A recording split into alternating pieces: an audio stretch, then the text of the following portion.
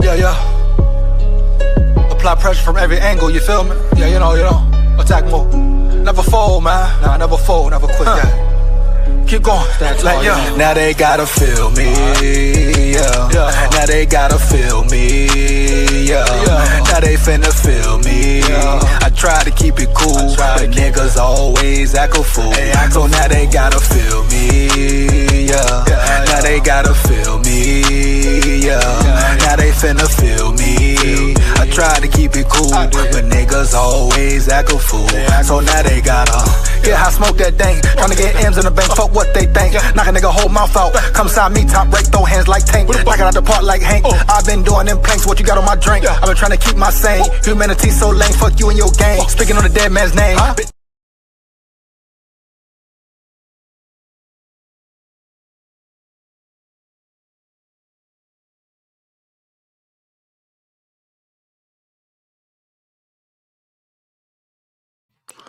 SKOL VIKES, here we go.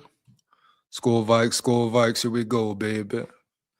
Down at the levee, we going fishing at the levee. Back again, once again, another live. Let's get to it.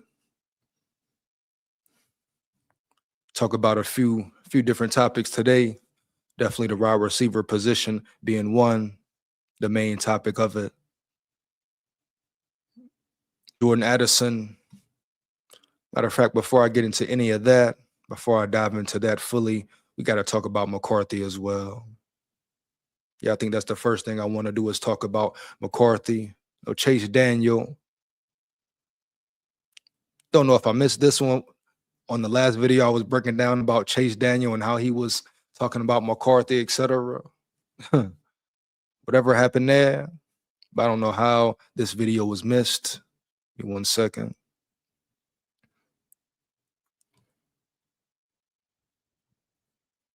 One second here, man.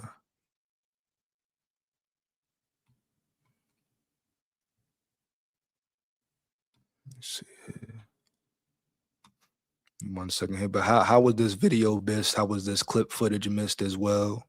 Once again, Chase Daniel breaks it down very well again. So here we are with it. Just proves even more how much upside JJ McCarthy has. Mechanically, you just need to tear it down from the start and next year and build it back up if he's going to end up being the quarterback there.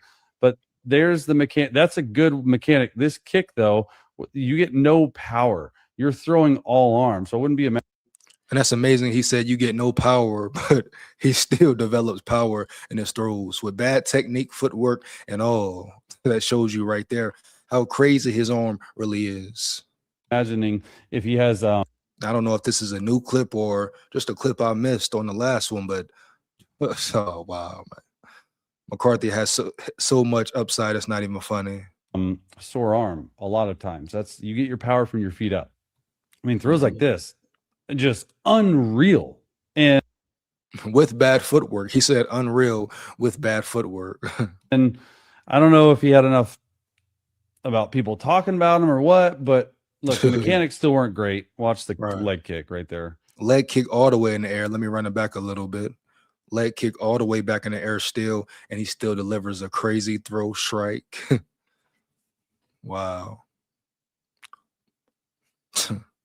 Arm talent is crazy, man. About people talking about him or what, but look, the mechanics still weren't great. Watch the leg kick right there, right? But the play designs and everything else was really good. You're going to see TJ Hawkinson up the seam, hitch route, up the seam, hitch route, and then a jerk route, which means the primary person on this is Jefferson, right? And and that's where you talk about KOC. Sometimes he has good play calling. We'll give him that, but he's just not consistent enough with it. He's only had like 5 yards or 5 catches the last 2 games, something crazy. But this jerk route is made for cover 4. So when you see cover 4, you're going to attack the Mike backer right there and go in or out. It's exactly what the Denver Broncos did last week. However, just JJ McCarthy understands, hey, it's single high safety. There's one high safety. That's a deep third. Okay. That's a deep third. And then that's a deep third. So it's cover 3. And the only person in empty with Bobby Wagner, I think right there, looking at Justin Jefferson, who can save this seam from happening, is this corner. So we call this an overlap technique. So when you overlap, and it has to be damn near a great throw if you try to make that throw. if this guy were to go vertical, you're playing 2 damn near perfect. It must be on 1. You're supposed to be able to play 2. So this ball has to be thrown inside, bending it away from the corner, but has to stay away from the safety as well. And all this goes through JJ's head, and he throws the ball perfectly. He goes 1, 2, 3, ball gone. He gets it before he can make a break on it.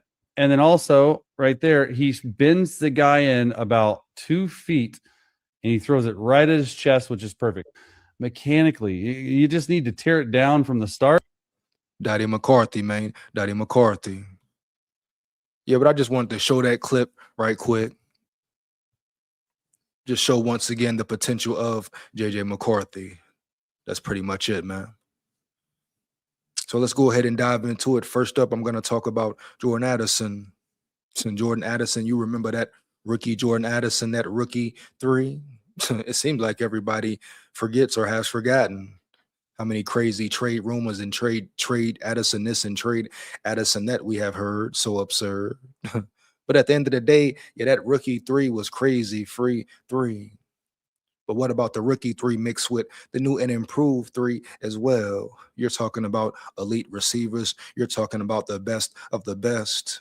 I mean, he's the best of the best right now. If he can stay healthy, out of trouble, mind right. Oh, yeah. Jordan Addison. And you talk about route running receiver, being one of the best crisp route running receivers in the game. You know it. I know it. But Jordan Addison has a lot to prove, no doubt. Another breakout season for him. He looked good in mini camp, looked good in OTAs. Last year, they said he had the best training camp of his life. Now, the season wouldn't have said that, but there was a lot of problems in the season, during the season, etc. But Jordan Addison is a real dog. Jordan Addison is a real animal. Remember his rookie season, everybody's saying, oh, you can definitely trade Jettas now. Remember, that's when the Jettas talks started coming in because Addison was balling. Addison was doing so well. You know it. I know it. Oh, how much you can get for Jettas, this and that. Right? After Jettas went down, Addison stepped in, balled out. Everybody got real comfortable. So let's not ever sleep on 3. Matter of fact, free 3.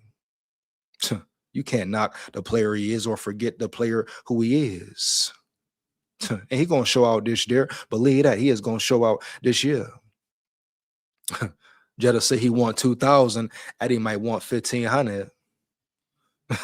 You hear me? Jettas say he want 2,000. Eddie might want 1,500, baby. No cap. You talk about a dynamic duo, then Jennings, etc. Get into him later. But yeah, Jordan Addison, man, hey, versatile as well. Matter of fact, let's go ahead and get into the article right quick. Give me 1 second, man. Hold up. You get it right. Where's it at?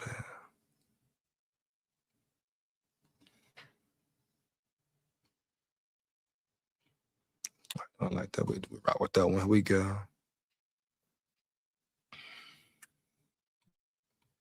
Boom, let's get into it.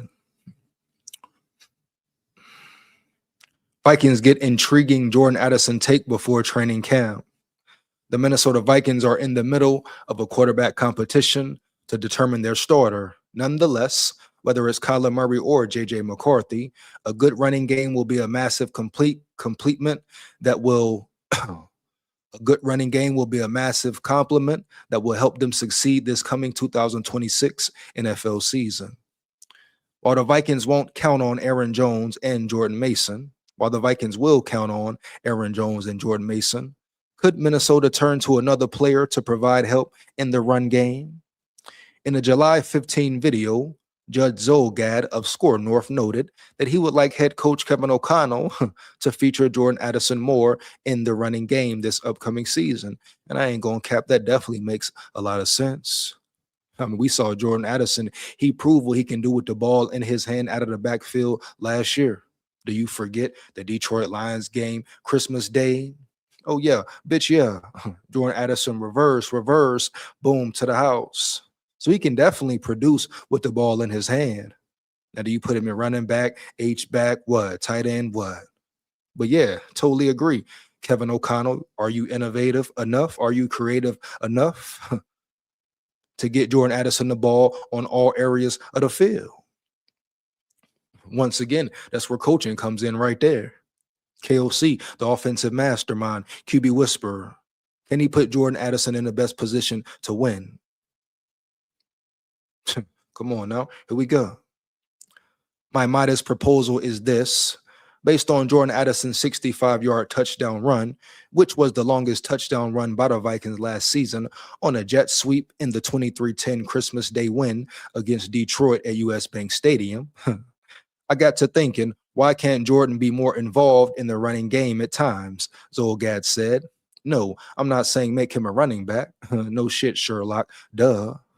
I'm not saying crazy stuff, but did you know that in 2025, he actually had 2 carries for 81 yards? The boy can move with the ball. The boy can definitely move and groove with the ball. The question is, will KOC do it right? Right. But it's no secret. It's not shocking. Jordan Addison is a total threat. You see what KOC has been leaving on the table all these years. But don't forget the rookie 3. But don't hey, wait and see the rookie 3 with the new and improved 3. You're talking about free 3. Oh yeah, free 3. Oh, he gonna get free this year. If KOC know what he's doing, oh, he gonna be on fire. Let's get it, man. Here we go.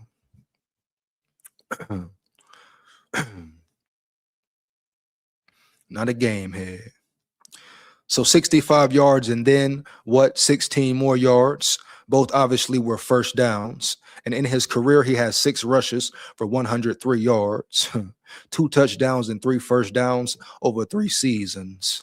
That's 17.2 yards per attempt. And if you look at his build, he's sort of built like a guy who could get the football and run. He can definitely get the football and run, right? Right.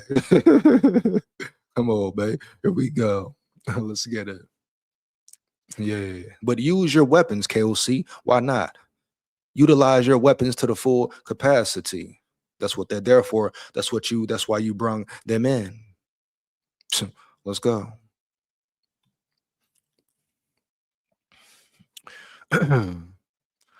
Jordan Addison could be a major running threat for Vikings.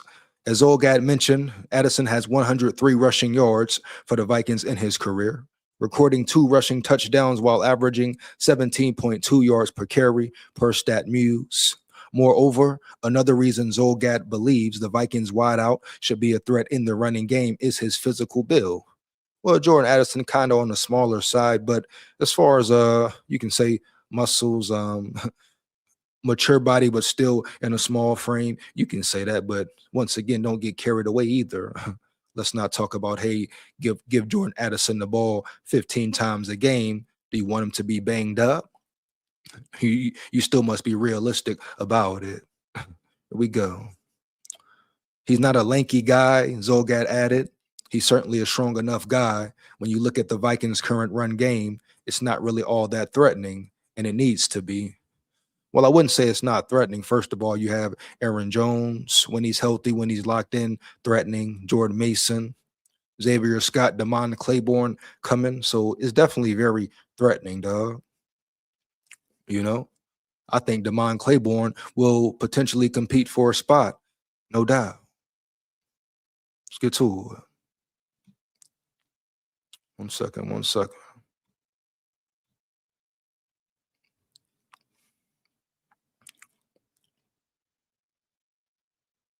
Where we at here, Willa? Where we at here with it?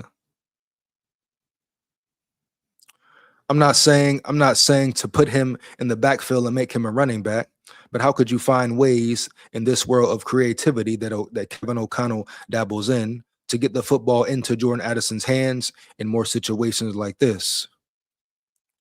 Jordan Addison on his chemistry with Kyler Murray. Let me see here. Of course, they would throw Murray in it. Nonetheless, as a receiver, Addison will need to form chemistry with whoever wins the QB battle. Will need to form chemistry, not forming chemistry. Here we go. With whoever wins the QB battle. Recently, the Vikings wideout noted how the connection with Murray is going, as many believe that the former #1 pick will emerge victorious in this competition. Many believe that. Why, right? You ask many why they believe that. What will many tell you? Most are just going with the flow, All right, it's all cool. Lock in, bro. Lock in. Let's get it.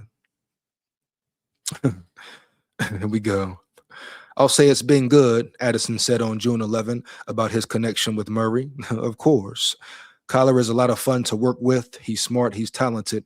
He's obviously a veteran and somebody that I can learn under. And he can learn from me as well because I've been in the offense for a little bit. I'm honestly just ready to roll. Everybody ready to roll, huh? Here we go.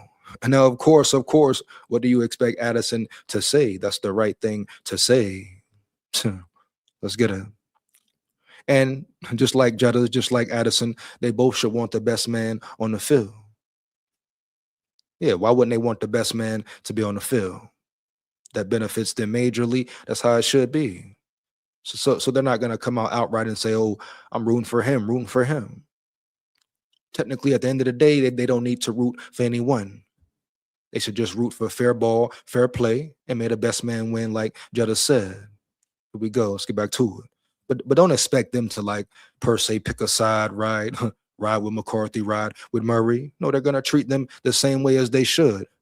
Respectable, put the same amount of time and work in with them. As long as those two want to work and go play ball, period. Let's get to it. We're both learning from each other and feeding off each other.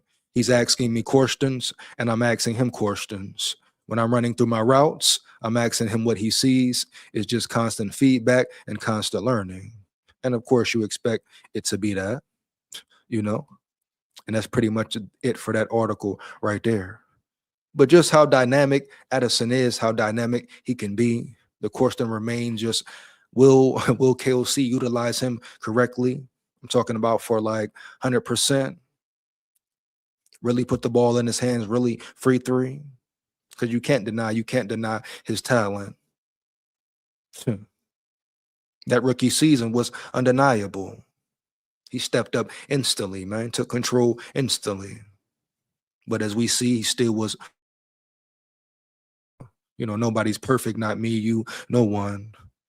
The question is, do you want to change? Are you trying to change? And Addison had his rough, bumps and bruises, but I don't think he's evil or a bad person deep down. You understand? I don't think he comes with the intent to do bad or cause harm. You understand me? Yeah. Just has made some mistakes along the way. Now, how does he recover? How does he regroup? Can he stay focused? Can he stay zoned in? That's it, bro. Bottom line. But expect to see Addison utilized in the run game, whether it's H-back, running back, etc. I expect KOC to finally step up and put your players all over the field. I'm talking go crazy with the playbook, baby. Go crazy with the playbook. Sky's the limit. Matter of fact, there's no limit there. KOC can do so much with the weapons he has. Here we go. Get to this next article here. 1 second here, man. Oh yeah. Hold up, what we got next? Let me see, make sure that's the right one here. Then we're going to get into Jennings. As you know, Jennings, major X factor, will be a major X factor coming in. Yeah, definitely, man. Great pickup for the Vikings. You talk about a game changer, a dog on the field, just a certain level of physicality he brings to the table. That is Jennings, a real dog. That is Jennings. Can he give you the same level of production, though? That's going to be the main question. What we got to wait to see. But if he can still continue to produce and contribute at a high level like he did with the Niners even last year, the Vikings will be in a great place. This offense will be in a great place. But he's capable of damn near anything. Go across the middle, set him up on 3rd and longs, definitely great at run blocking. So you got damn near a major steal if he can stay healthy, of course. Learn the playbook quickly and swiftly. But once again, KOC, no more excuses. You have all the weapons you need, all the weapons you may want. Right? Like I've been saying, it is officially on KOC. I repeat, it is officially on KOC. All eyes on him. How will he step up, right? What will he do? Period. How will he step up? What will he do? Let's get to it.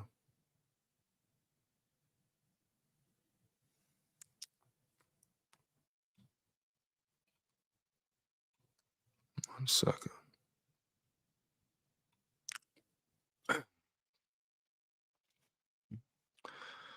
So we go. We got some Vikings talk here. Vikings warned Jennings signing could spark regrets. Let's get it. The Minnesota Vikings needed to add a 3rd receiver this offseason, and after a long wait, they finally did so in the form of Jennings. It was a move that didn't surprise Vikings fans, but now pairing Jennings with Justin Jefferson and Jordan Addison should give whoever wins the starting quarterback job plenty to work with.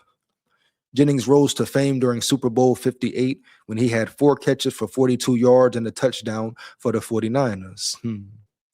While his team was on the losing side of things in that game, he had the Niners pulled things off. Jennings would have had a decent case for Super Bowl MVP. And it's no denying it once again. Jennings is a dog when healthy, when 100%, when focused. The following season saw Jennings tear it up on the field, tallying over 900 yards, receiving and finding the end zone 6 times. His yardage dipped in 2025, but the Vikings clearly believe he can help them right the ship in 2026. Not everyone thinks this is a good move for Minnesota. However, Michael Haney of Niner Noise recently wrote about Jennings and how the Vikings might end up regretting their decision to bring him in. And you can't get caught up or carried away into what some 49ers beat writer is saying, right? Right.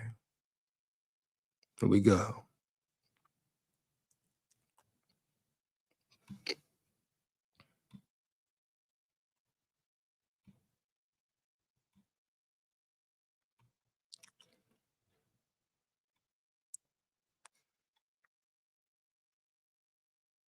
All right, 2026. Boom. Jennings' production dropped dramatically in 2025. While he scored a few extra touchdowns, he put up just 643 receiving yards on 55 catches. The opportunities were certainly there, with George Kittle and Ricky Pearsall missing significant time, but Jennings was unable to maintain the production he had enjoyed the year before. And that's one of the main questions right there. What will his production be? Can he play at the same level? His yards per route run plummeted from 2.26 in 2024 to 1.35 in 2025. If Jennings continues the form he showed in his final season with the 49ers, Vikings fans are only going to be disappointed. It's looking like Lynch and the Niners moved on from the veteran receiver at the perfect time. What we're going to see, was it the perfect time or not? I believe Jennings is definitely still a dog. I believe Jennings definitely can still ball, no cap. You ain't going to tell me he have a big drop-off after 1 year? No, bro. No. Ain't no damn way. Here we go. Let's get back to it. Minnesota Vikings addition of Jennings comes with questions after down year. I mean, doesn't every situation come with questions per se? I mean, we talk about the draft, free agency, any player a team may acquire, he's going to come with questions off the rip. You know, will he succeed or not? just like Kyler Murray. Hey, is he a diva? Is he the same old Kyler Murray who wants to play Call of Duty all night, all day? Or is he really zoned in, locked in, etc.? You know what it is. It's Team 9 round yonder, but may the best man win for sure. Here we go. Well, that's not fun for Vikings fans to read. The good news is that Jennings doesn't need to come in and be incredible from the jump. The Vikings still have Jefferson, Addison and Addison for Kyler Murray or JJ McCarthy to throw to. So Jennings won't need to be on his A game all the time. Here we go. Still, it certainly creates an uneasy feeling for Vikings fans as they enter an interesting 2026 season. And at the end of the day, side note, Jennings should want to be on his A game every week, every day, etc. We're talking about competing at the highest level. Hell yeah, bitch, yeah. He should want to be on his A game, bring his A game every snap. Let's get it. The quarterback position is already a massive question mark, and while the team is hoping they've done enough to help out whoever wins the starting gig, it's now up to Jennings to prove that he was worthy of the deal he signed. Big facts, no cap. Will he earn his pay, period? You understand me? Will he earn his pay? But definitely an X factor. It's no doubt what he brings to the table. Across the middle, clutch, run blocking, a dog. Matter of fact, let's see if we have anything here on him.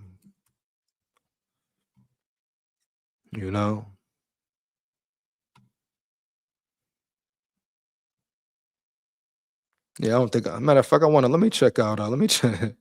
Oh wow, man! Here we go. Since we're talking about Jauan Jennings here, I want to check out his pressure. I don't think I checked his presser out.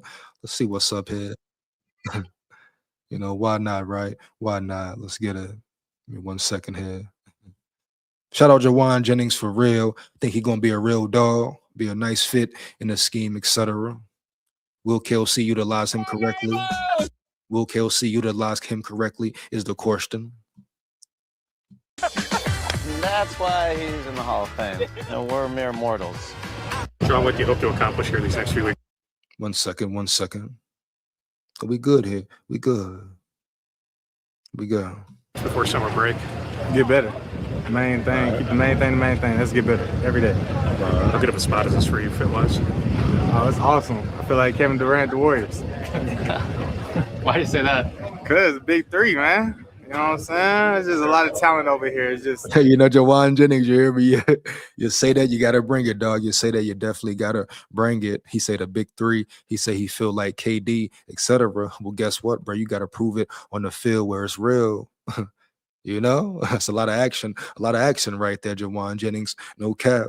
Can you live up to it? Can you play ball to that level? Definitely bring you in here. They bring you in there to be tough, to be physical, to be aggressive. But can you do even more, dog? Can you even do things maybe people thought you wouldn't be good at? But it's ultimately on you. But you must be the X factor. I repeat, you are the X factor. Let's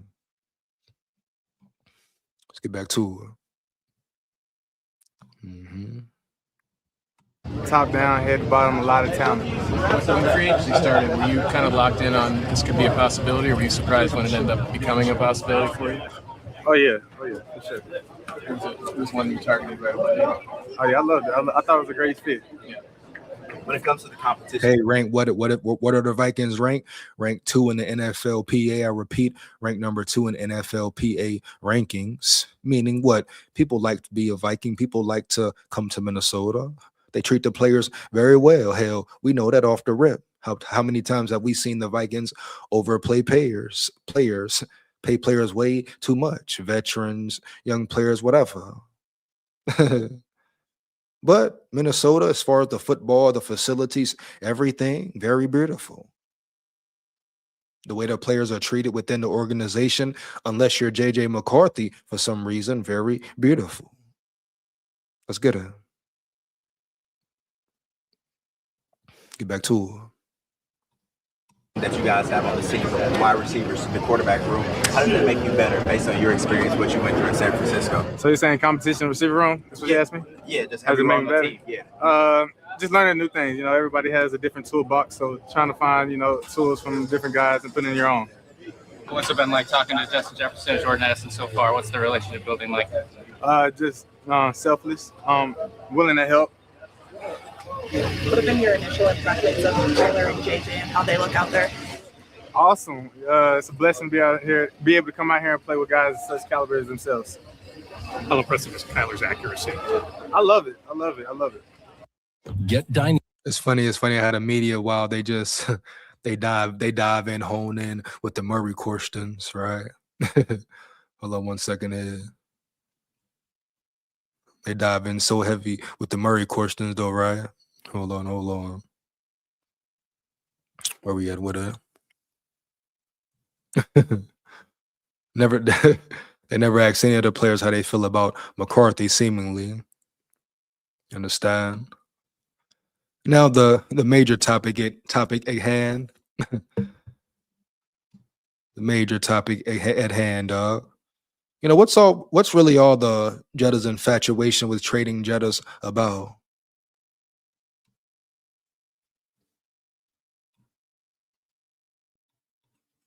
What's really all the infatuation of trading Jettas about, dog? At this point, it wouldn't benefit the Vikings at all, right? Trading one of your best assets if you want to win right now.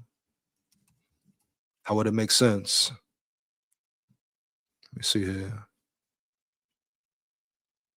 Oh, that's a different one there. Understandable.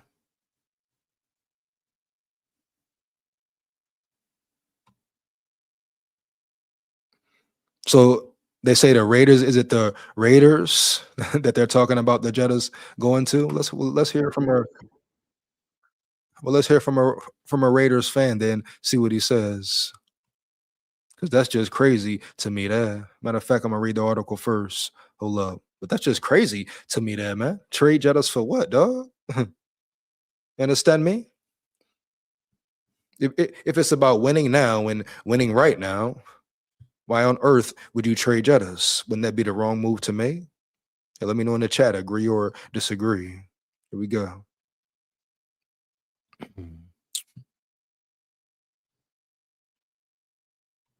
1 second. Who is this here?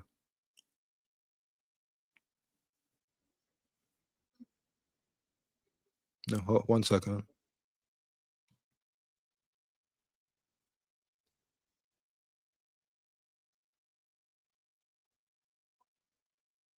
Hold on, what?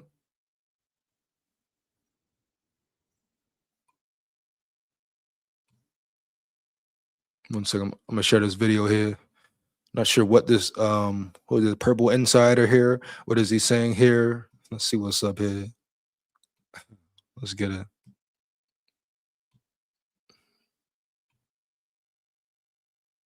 What are you talking Say about? the first one is not turning the ball over. And Kyler Murray throughout his career has been above average when it comes to turnover avoidance, especially interception. Has it been above average in recent years? And how much above average? Who is this Purple Insider? You know, what is the real question about Murray here? And of course, we can throw this stat out there, this fact, that fact, but we're talking about Murray now. Who is he right now? And which Murray are you getting? Judging from what he's done, what he said, etc., how he's crying already, complaining already about having to compete, about having to learn extra, right? About, he's not getting enough reps. How, why? You know? According to him, everything would be sweet. It would be an easy victory for him. That's why he wanted to come to Minnesota in the first place. So let's not get carried away here, per se. He has been around average when it comes to sacks, which is okay for a quarterback that scrambles a lot, but he's not elite in these areas. He's not outstanding. He's not like Jordan Love when it comes to sack avoidance or... What about the trouble with the crossers, Purple Insider? I repeat, what about the trouble with throwing the crosser routes. Are we going to ignore that fact or no? Just gonna hey, throw it under the rug, throw it way under the rug type shit. Oh yeah, that's KOC's main weapon, main route in his offense, but they're just gonna throw it under the rug, heavy. You know it, I know it. Let's ask the real questions, the important questions. Here we go. Wow. Knicks when it comes to sack avoidance, or I don't know, Tom Brady when it comes to not throwing key interceptions. So during the training camp process, they're going to have to see Kyler Murray prove that he can avoid throwing the ball to the defense, which is actually quite hard to do against the Minnesota Vikings defense. And then for JJ McCarthy last year, his sack rate and interception rate were two of the highest in the entire NFL. And during practice, it's not just putting more touch on the football. It's not just throwing more accurately and more technically. It's also making good decisions. And I think. And see, I told you, KOC's last presser, he said it all, explained it all perfectly. See, people get caught up in the, oh, I feel this way, I feel that way about KOC. But if you pay attention, the way the quarterback competition has been going, what is happening, KOC has kept his word thus far. Now, how will it go? Will he keep his word and really stick by it? But right now, it's a real fair QB battle. You understand me? So at the end of the day, you can't run from the competition. May the best man win. Here we go. It will be challenging. They will be put into certain situations. They will be challenged properly, dog. KLC told you exactly what he's looking for. How do they handle certain pressures? How do they handle certain moments? I believe the major key will be how each of them performs at the joint practice versus the Ravens. Oh yeah, that will tell a lot. So you may see your QB1 crown there, right there, round yonder. Very intriguing how it will look, how it will go. But this the beauty of it, right? The beauty of it, the battle, the war, etc. Which quarterback wants it? See, Murray said, hey, he thinks it would be sweet. But then he went from that to crying. Or they bashed McCarthy winning McCarthy because he said it's a classroom. They're simply students of the game in the same classroom learning, and the coach should teach them what to do. Everything he said was what? Truth, facts, right on the money, honey. They got mad at him because he didn't go along just to go along, right? Said what he felt about it, and everyone understood why he would feel away, but even still, they tried to play it left, play it right. So like I say, McCarthy, lock in, bro. Period. No matter what has happened, this, that, lack of development, not enough attention, cool.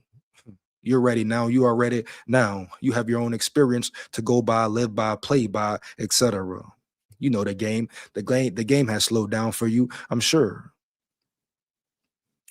Now go compete. Put the pads on. Go compete. Period. Let's go. I think that we didn't really talk about that enough with McCarthy because that's all we want. That's all we want is a fair competition, a fair battle. That's it.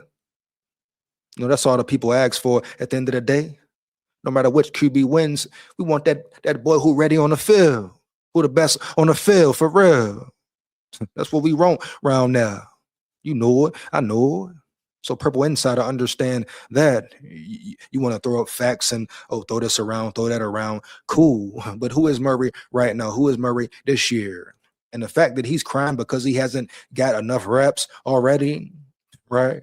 Complaining already, dog. Come on, bro. Stop it. He knew what he signed for. He knew it was going to be a competition, a battle. Everybody talking about, it's no way he would have signed if he wasn't promised to be the starter. How you know? How the hell you know? How about it's no way that KLC would have told him, hey, I want to sign you and you get the job right away? No. That would put more fire on KLC's ass. You know, we talk about who makes the ultimate decision. You think Jettas would rock with that? Addison would rock with that? And the list goes on. Hawkinson, Jones, etc. Come on now. Here we go. A lot of the throws went flying over people's heads. A lot of the throws were inaccurate. But I think that that is something with his level of athleticism, his work ethic, everything that he's done this offseason, that we could absolutely see JJ McCarthy look a lot better when it. So what about see, what about this, Purple Insider? Let me ask you this. What about JJ McCarthy getting his head knocked off and playing with a concussion for 5 minutes? Purple Insider, my dog. Huh? Oh, yeah, I'll leave it there. I'll leave it there. What about McCarthy's competitive spirit? What about him playing a full quarter with a hurt ankle? Can you answer me that? Does that not mean anything? Does that not count? What about how he should have beat the Bears twice, really, but your special teams unit blew it? You know? Or when he went into Detroit, after being just disrespected, he's a bust, he's done for sure, finito, blase, blah, blase, blah. There's no way the Vikings will win in Detroit. Detroit is too good. McCarthy's not ready. And he went in there and played phenomenal ball. And as you see, the domino effect, Kevin O'Connell called a pretty solid game for the most part. But once again, he is Mr. Inconsistent, period. You know it. I know it. So let's get off McCarthy for once and talk about it overall, the full spectrum of things, like why it really happened, what was the real reason, the root cause of the problem. And then we go from there. But as far as McCarthy goes, make it a fair battle. Let's see who wins, bottom line. To the throwing technique. We've talked about the inexperience and how much development he needs, but who in the building, man? My dog Bat in the building. What up, dog? SKOL VIKES, man. SKOL VIKES. Here we go. JJ not getting traded. Vikings would have to implode this season. I mean, yeah, that wouldn't make no sense either, man. Oh, you're talking about Jettas, Justin Jefferson, right? Not McCarthy. Yeah, but come on now, Bat. Exactly correct, Holmes. Why would you trade Jettas right now, right? It makes no sense. Shout out Bat in the building. No doubt, SKOL VIKES. I mean, you might as well. So you're going to throw the season? You're going to just drown the season, put the season down the drain? Is that what you're telling me, Bat? That's what they got to do, right? That's what it leads to. These guys act like they never saw a rookie go through a tough stretch, add in the injuries. Bat coming in hot again. He's coming in hot again. Here we go.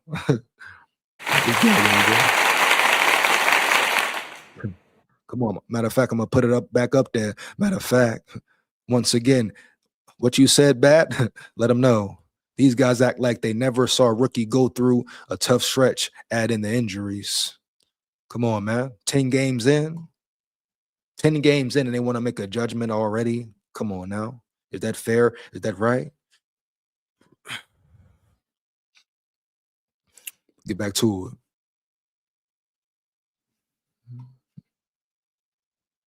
He also knew the path, and the coaching staff laid out the path for him when it came to throwing. And I know that there's been some people who have said he looked a lot better in minicamp. I would say the first one. Well, of course, like it seems like it's funny. It's funny that didn't come out till later, remember? Like the whole JJ McCarthy actually did improve. He actually did look better. It seemed like everybody wanted to just push that under the rug. Didn't want to come out and say, hey, McCarthy's doing what they asked him to do. He's layering the ball now. He's putting touch on the ball now. Nobody wanted to come out and say it until what? Weeks later? Damn near weeks later? It's like, man, they don't want to see McCarthy win. Is the sabotage in? What? But all of that doesn't matter at the end of the day. McCarthy just needs to go and compete every day, every night, whatever. Period. Because at this point, he knows what to do. He knows how to play. He's 3 years in as far as the mental aspect of it goes. 10 games in, a full year. He got to go compete at a high level. He got to go take the spot. Yeah, take the spot. Let's get to it. 1 second. Go back here.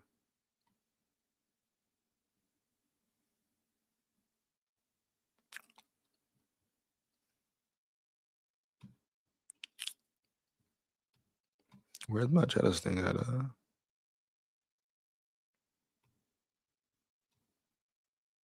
Okay, boom, there we go. Hold up. What was I on though?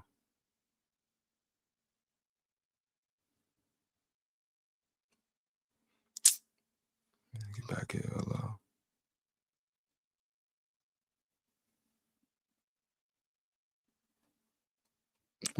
The damn page right there, man. Let's just get into this video right quick. Forget it. Dive into this video. Hold up 1 second. See what this Raiders fan got to say, though, dog. But no way, you don't trade Jettas. You don't trade Jettas right now. Makes no sense, man. Come on, no.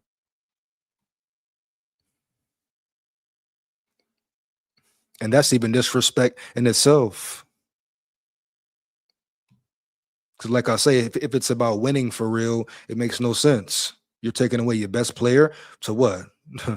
Start all over again, rebuild, break down, tear down, what? What is the main reason for doing that? Why? Here we go.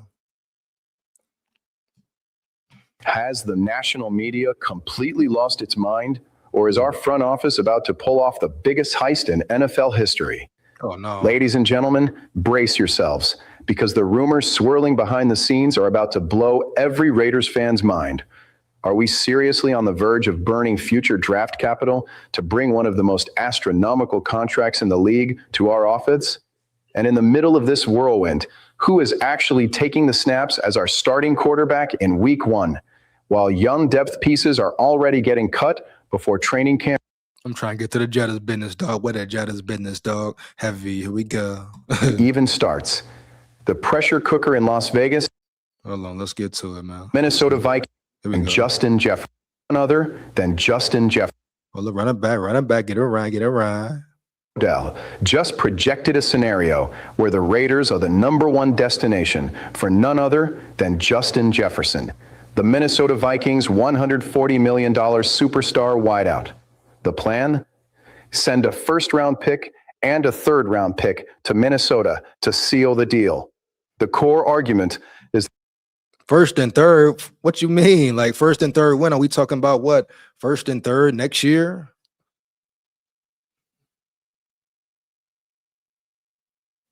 Like you don't understand what you're giving up, talking about first and third for Jettas? That third ain't guaranteed for sure, even at first though. And so are you saying if that goes down, you're telling me you're cool with being piss poor and average? You have to be. That's the only way you trade Jettas if you want to rebuild right now. Only way it would make sense, even. But that's not the case in Minnesota, nor should it be. And then they say a first and a third. You need more. What are we doing here? Like, yeah, this is Justin Jefferson, the best receiver in the league. I mean, come on, have we forgotten already? Oh, because he had one down year. Now y'all want to get rid of him? Oh, it's time to let him go. Let him go. Why? How? And the man is a superstar. The man is elite. The man is terrific. Did he have some bad games? Of course. Did he drop some passes? Hell yeah. And he was held accountable for that, you know. But let's calm down off 1 year, just like Addison. Oh, Addison this, Addison that. Come on, man. One bad year from the overall offense, and you want to say throw this guy away, throw that guy away, and be confident and feel convicted in saying it. If the main goal is winning, you do not even think about trading Jettas. Why? Why is that the focus at all, ever? Here we go. It will take a first and third next year and the year after and the year after that. What are we talking about? Daniel in the building. What up, dog? Oh, they talking about a lot, man. They talking about a real lot. You know? Come on, man. We here. Expectations were unreal last year. We had a few new starters on defense. Starting left tackle, not 100%. Addison starts season on suspension. And let's face it, McCarthy was a rookie. A lot of things went down, bro. Injuries, etc. A lot of factors played a role. But once again, what and who was the main factor? I repeat, what and who was the main factor? We have to take that into consideration every time. What he said, what Daniel said, here we go. but we'll trade you Kyler Murray for a third. LOL. No doubt, Daniel. No doubt, Daniel. Let him know, bro. Let him know. SKOL Vikes. Crazy work, huh? Let's get back to it, man. Let's get a. And this is from a Raiders fan directly. That the quarterback situation over there, with a battle between J.J. McCarthy and an unstable Kyler Murray, is going to. He said unstable Kyler Murray. He said unstable Kyler Murray. At least someone knows. It's crazy. A Raiders fan knows even. He knows how unstable Kyler Murray is, but no Vikings fans know it. Right. Matter of fact, clap it up for him, baby. Here we go. SKOL Vikes. Let's get it. Let's win.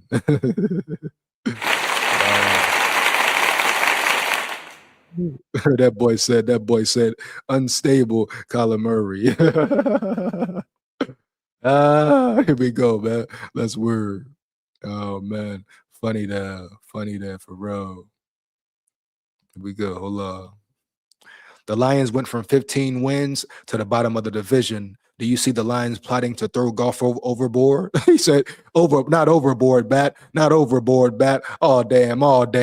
They can't do him like that, Bat. They can't do him like Cat. They can't do him like Cat now, Bat. Come on now. Honestly, bro. Who knows what the hell the Lions will do, right? Who knows which direction they will go in? The Lions are in a tough spot right now. You know, the whole Terrion Arnold situation. Crazy situation right there. Your secondary beat up, banged up. Question with your quarterback. Is your quarterback on a decline? How will your O-line be? Really? You can't say that, because really for the Detroit Lions, their O-line is their big strong point. That's the only factor right now, right? That's the only sure thing they have so far. The O-line, their biggest asset across the board. But everything else is what? In shambles. Didn't they lose a linebacker as well? Number 34.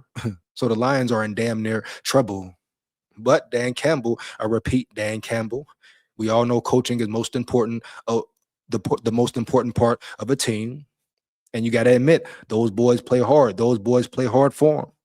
You still got Hutchinson on the edge. Who else you got there? Your offense, pretty legit. Main course in your defense. How will it be? But do I think the Lions will be phenomenal or will be competing for the North? No. But once again, you never know until you know with the NFL. I mean, shit. Whoever thought the Seattle Seahawks would be in the bowl last year or this year, etc. Nobody saw them creeping in, coming in, stepping up, and they won the whole thing. So, like I say, coaching is most important. Once again, how does it go? Oh, we can definitely trade you on unstable head coach for a first. Oh, man, Daniel coming in with it, Andy. Coming in with it. Yeah. Oh, here we go.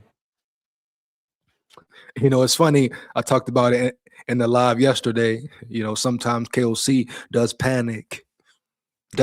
Breaks down, folds, etc. How many times have we seen it? We saw it, the Packers game last year, the Seattle Seahawks game last year, and many more. So many more games where I don't want to say choke, but that's what he did. You know, especially off script. I'm like, 4 years, no playoff wins, 4 years, still hasn't coached a full 4 quarters yet. I mean, what more excuses? No more excuses for him now. Like I always say, he has everything he wants and needs. Weapons all over the field, all over the offense. Will he utilize them? That is the main question. But there's no more room for error for KLC. I need to see damn near perfection. I repeat, perfection from this offense, hitting on all cylinders. You know? The chemistry should be there. The communication should be there for sure. Here we go. Their interior offensive line was pretty bad. Was it bad? Was it? Was their interior line pretty bad? I thought they had a pretty mean run game.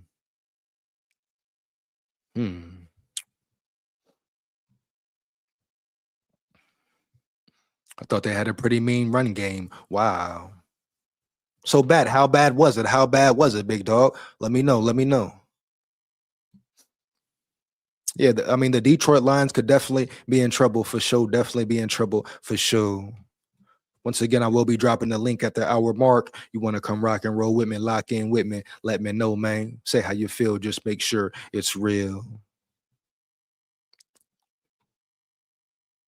Implode, forcing Jefferson to demand a trade.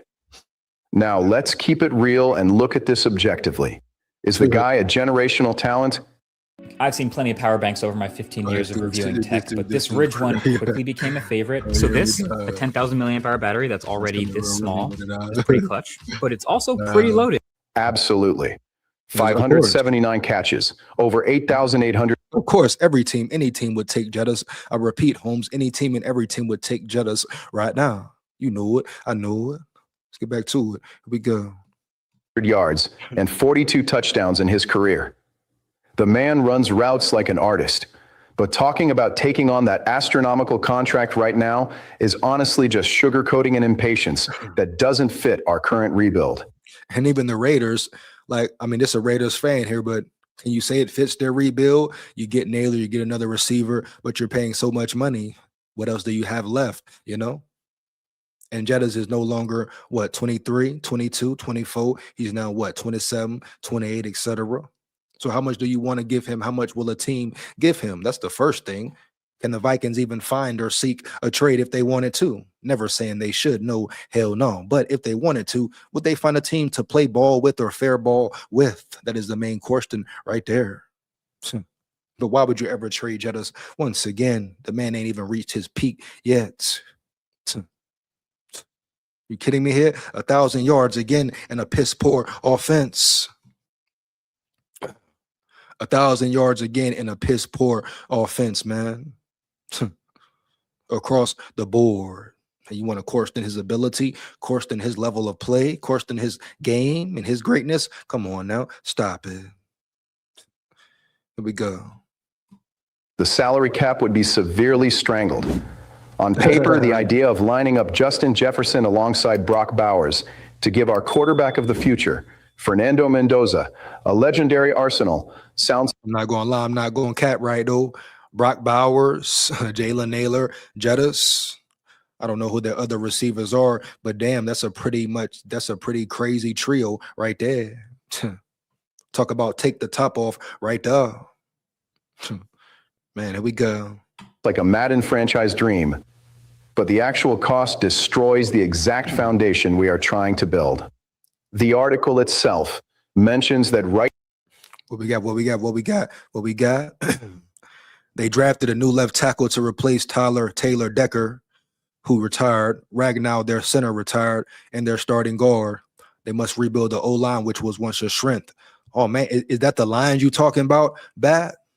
If so, that is crazy work, dog. That is crazy work. They are definitely in trouble up front. You talking about the Lions or the Raiders right now, Bat? Let me know.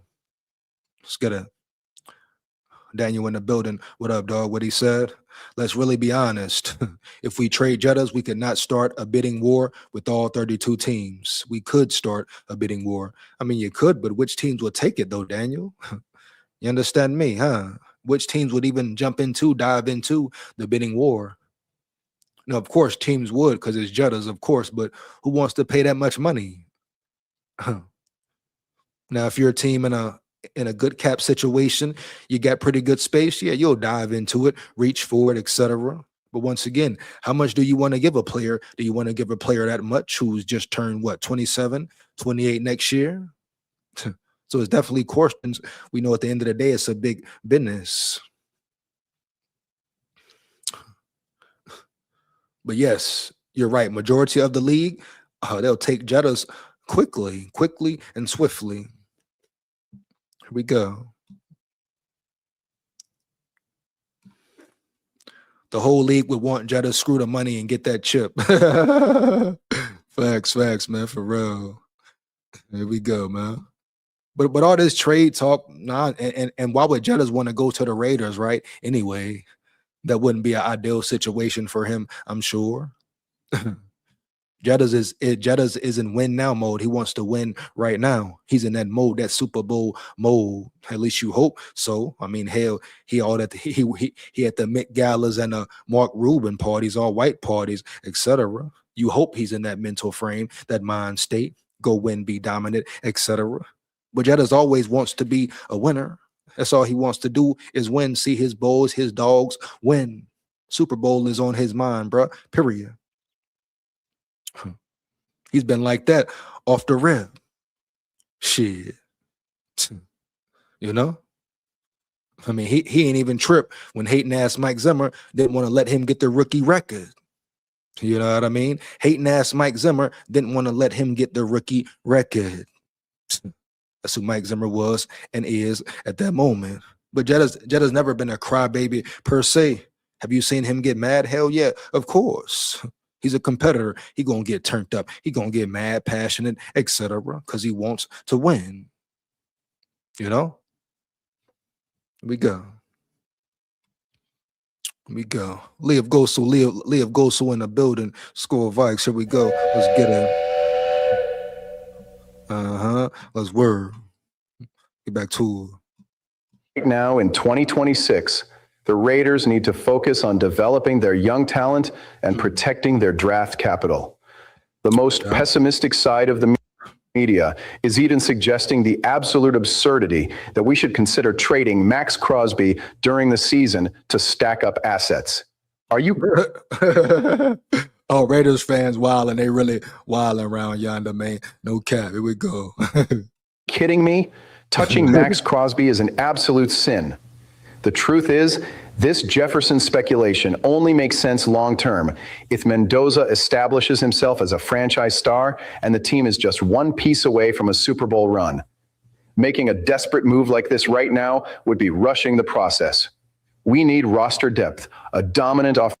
He definitely AI setup, but yeah, but the fact so far, I mean, if we're talking about simply money, right? Simply money for Jettas. How much do the Raiders want to pay? Hell, how much does any team want to pay at the end of the day? You know, it's a different ball game now because Jettas is no longer Jettas of 4 years ago. Oh yeah, give you anything for him, of course.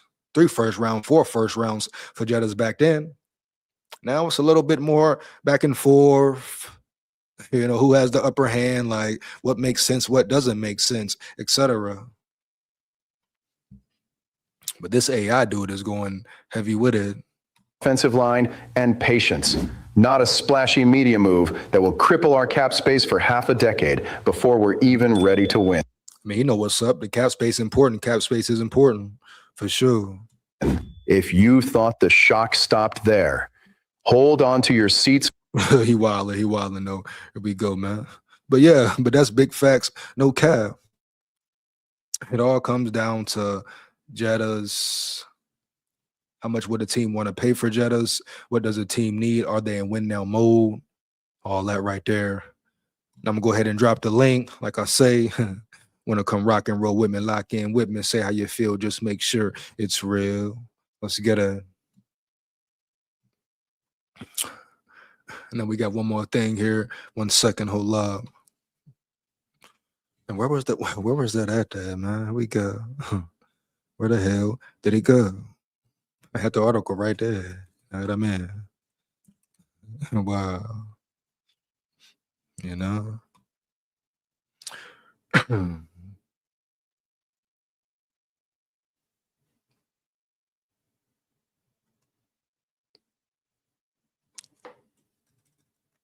Oh, we right, yeah.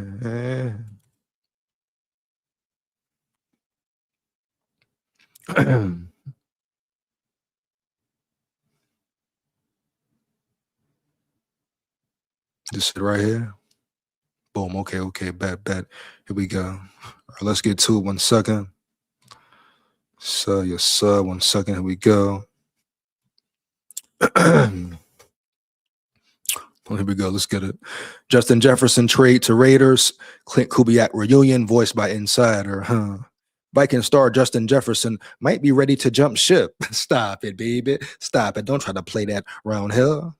At least that's what Raiders beat writer Hondo Carpenter believes. I think you wait and let that Justin Jefferson thing pan out a little bit.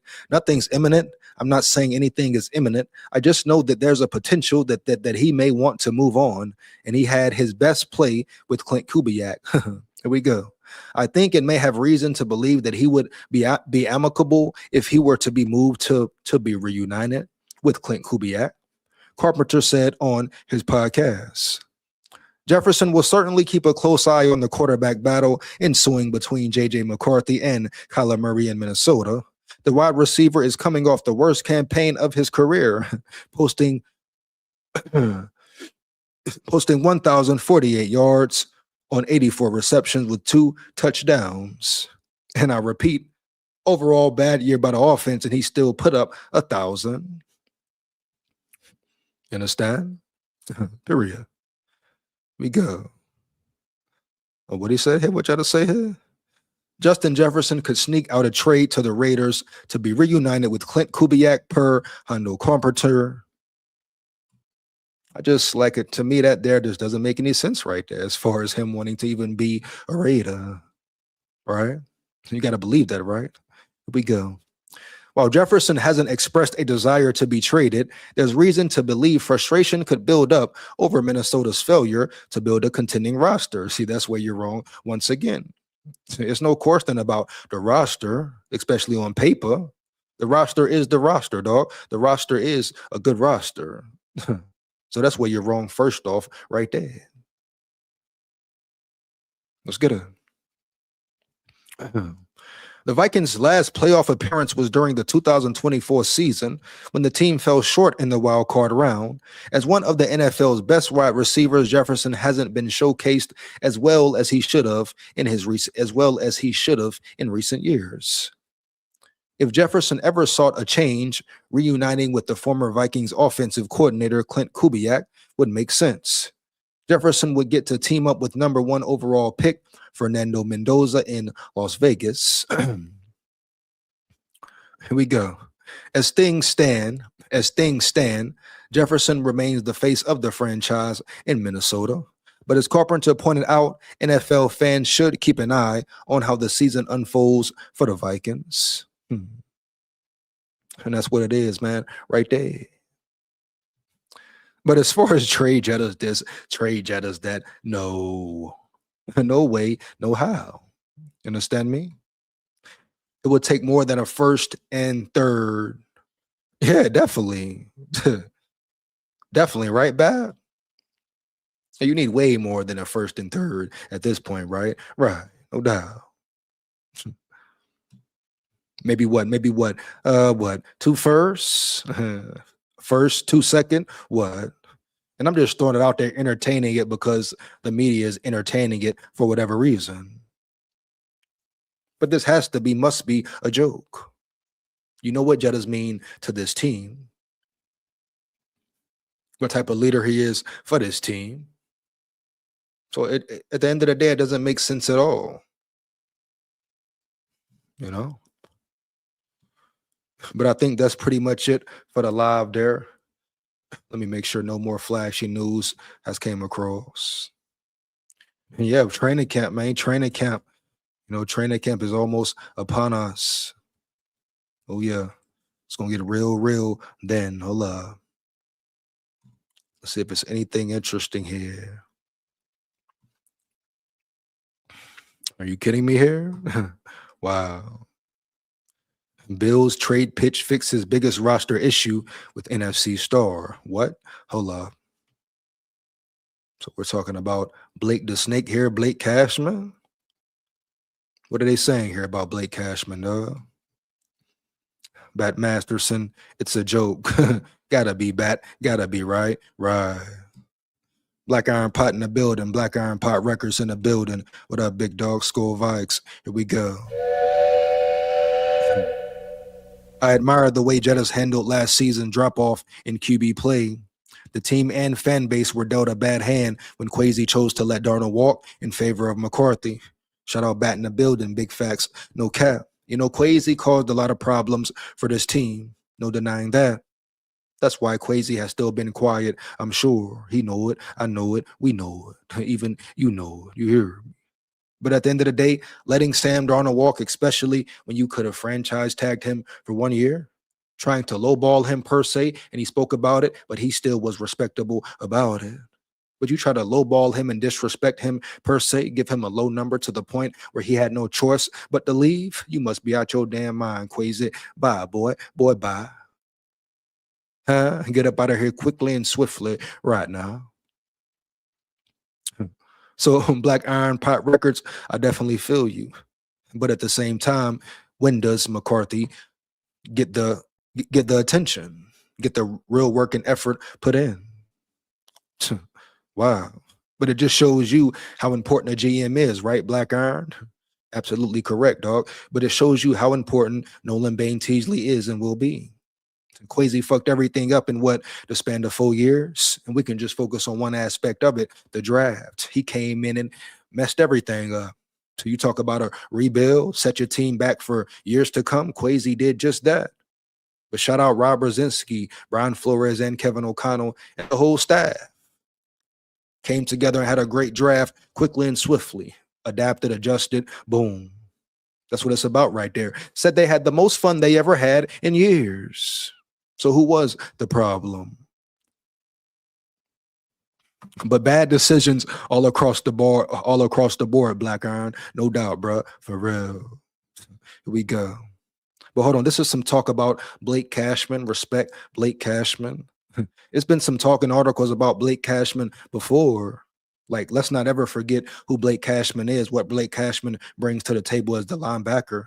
He's the best linebacker on your team. Matter of fact, he is the green dot. He is the captain of the linebackers, period.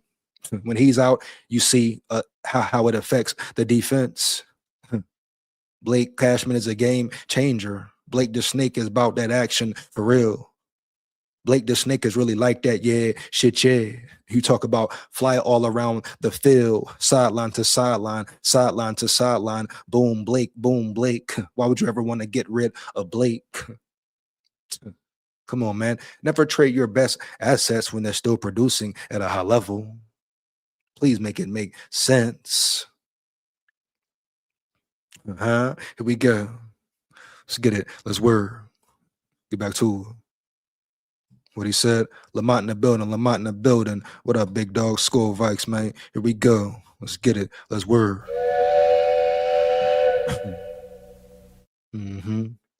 This team is a contender with Jefferson. No trade is coming. I mean, of course, Bat. Of course. Let's make it make sense at all times, right? Right. We have to be logical about it. You're in win mode right now. You're in win mode right now. Why the hell would you go trade your best player, your best asset, etc.? You don't do that. You don't do CAD. Yeah, especially if you kept Addison. Come on, bro. You keep the chemistry there. You telling me you bring in a Jawan Jennings to trade Jettas? Why? The whole point is bringing in Jennings to build a more dynamic trio. Here we go. Wow. Make it make sense for real. Yeah. McCarthy has the tools and potential. It's going to take a little time for him. It's the NFL. It's too early to give up on number 9. Definitely, Bat. I mean, Black Iron Pots, you hit it on the head with a hammer. You know, like, it doesn't make sense. Like, you have to put the time and effort and work in with him. So you have to. Like, come on, man. From the outside looking in, we know what's up. We know what's really going on. All the tools, all the potential, just like Black Iron Pots said. You know, holding in the building, my brother. What up, dog? SKOL Vikes, man. Here we go. No doubt. He say trade Hockenson away. Yeah, that's who you should really be talking about right there, right, Holden? Get Hockenson up out of there, baby. I repeat, get Hockenson up out of there, baby. Heavy. You know it. I know. This roster is set. Other than adding some depth pieces, the roster is what it is. Yep, pretty much, Bat. Pretty much, dog. Time to get out now. Let me know, Bat. Let me know, Bat, the chat as well. Who are you most excited about on the roster? Defense side, offensive side, doesn't matter. Which player are you? Let me know, chat, once again in the chat. Which player are you most excited about on the roster, offensively or defensively? Either one. But I want to know, I must know, who are you excited about round yonder?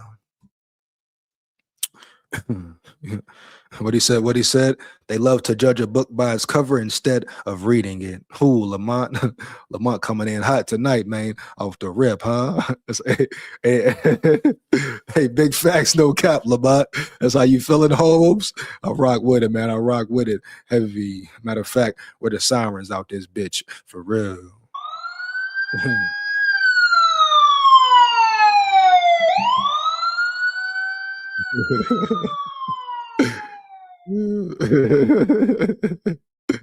Oh man, dog. Here we go, man. Wow, bro. Here we go. Let's work. Let's rock. Yeah. I'm excited about Dylan Bell when he gets the chance. They got to give him a chance, Holden. You hear me, young dog? They got to give him a chance, Holden. That's the thing. You know, I read an article a couple months ago. They talking about, oh, he might not even make the cut, make the squad. He might not even get a chance to perform. Why the hell let him perform in OTAs then? Why the hell let him perform in minicamp then and be successful? You don't cut him off rip without seeing what he can really do when the pads come on, when the banging goes on. What? That defeats the whole purpose of it all, right? Right. What the hell is he there for? Hey, me too, Holden, bro. Me too. I'm very excited to see Dejon Bell. I think you have a secret weapon in Dejon Bell. Hell, could be the steal of the draft in Dejon Bell. He can do it all. Call him Mr. Do It All. Run the ball, running back, H-back, tight end. Some say you can put him at tight end. How versatile is that, right?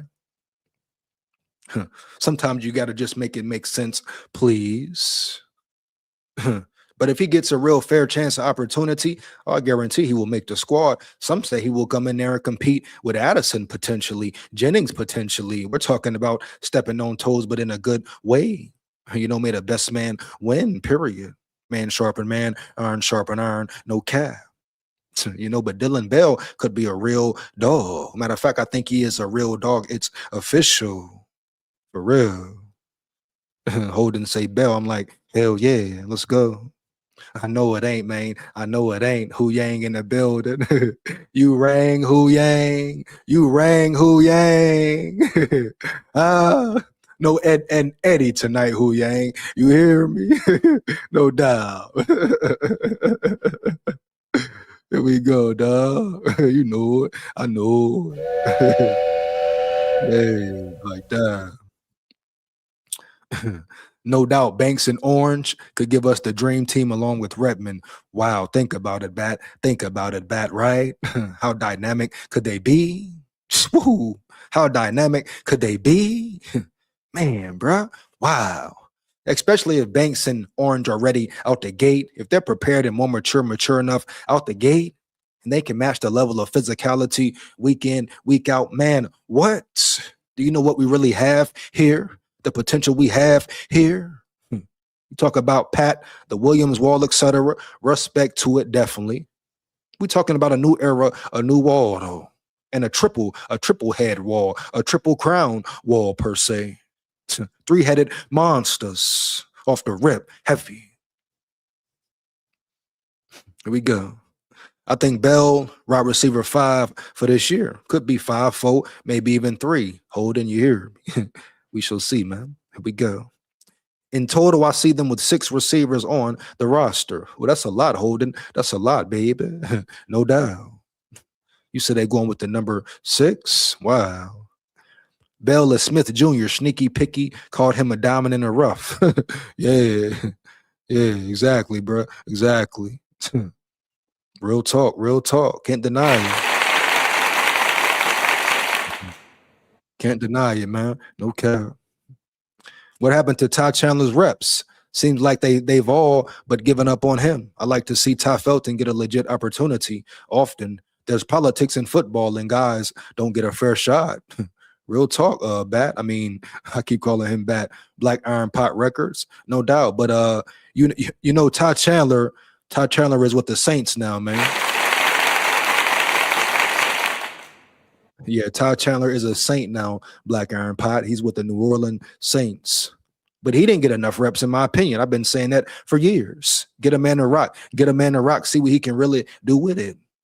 Another running back didn't get enough reps to me.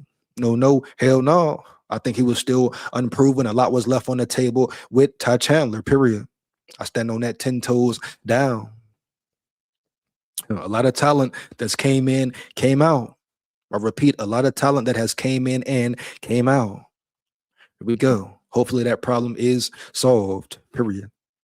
Ty Felton, he got an opportunity. He'll get another one. You know, Black Iron, we cannot sit here and absolve Ty Felton from blame. He needs to do more. He must do more. Only thing he gave us last year was what? Good special teams reps. That's not enough. We need way more, right? Right, no doubt. So the question is not, oh, hey, will he get a chance? I mean, hell, he got his opportunities last year. Preseason quiet, crickets, mouse, etc. So it's time for Ty Felton to per se put up or shut up. You know, a lot of people got to prove it at this point in time. KOC, Ty Felton, who else may you say that? McCarthy, Murray, Hawkinson. A lot of people got to put up or shut up. Ty Felton is one. He got a lot of reps last year. He just didn't show up. Preseason didn't show up like he should. He made some plays here, plays there, but not enough. For a third rounder, not enough. You were strictly a special teams ace. We need more at the end of the day, right? Right. So the question for Ty Felton is he ready? Is he prepared? But they say the whole receiving room looked good in OTAs and minicamp. So that's a positive right there. Gotta see. How will it all pan out? That is the main question. Get back to it. Get back into this Blake Cashman situation. Yeah.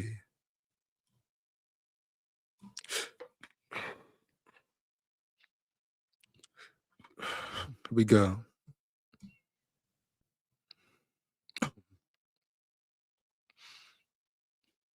Bills trade pitch fix his biggest roster issue with NFC star. The Buffalo Bills seem like they have a Super Bowl contender on paper, except at one position. NFLs.com Matt Okoda singled out inside linebacker as the biggest remaining roster issue for the Bills headed into the 2026. And there's one NFC standout who could help the Bills for a relatively low price in a trade. Leave your hands, stay away from Blake Cashman. I repeat, Bills. The damn Buffalo Bills, I repeat, stay away from Blake Cashman. Stay away from Blake the Snake. Get your ass, stay your ass in Bill territory, New York State territory, etc. SKOL VIKES. Here we go. The hell going on around here? Don't try to come poach on our players type shit. Don't hey, back up, for real. Here we go. You know, stop it. Here we go. Minnesota Vikings inside linebacker Blake Cashman might be available in exchange for a day 3 pick after Pro Football Focus NFL reporter Bradley Locker put Cashman on his list of the top NFL trade candidates just ahead of training camp. Wow.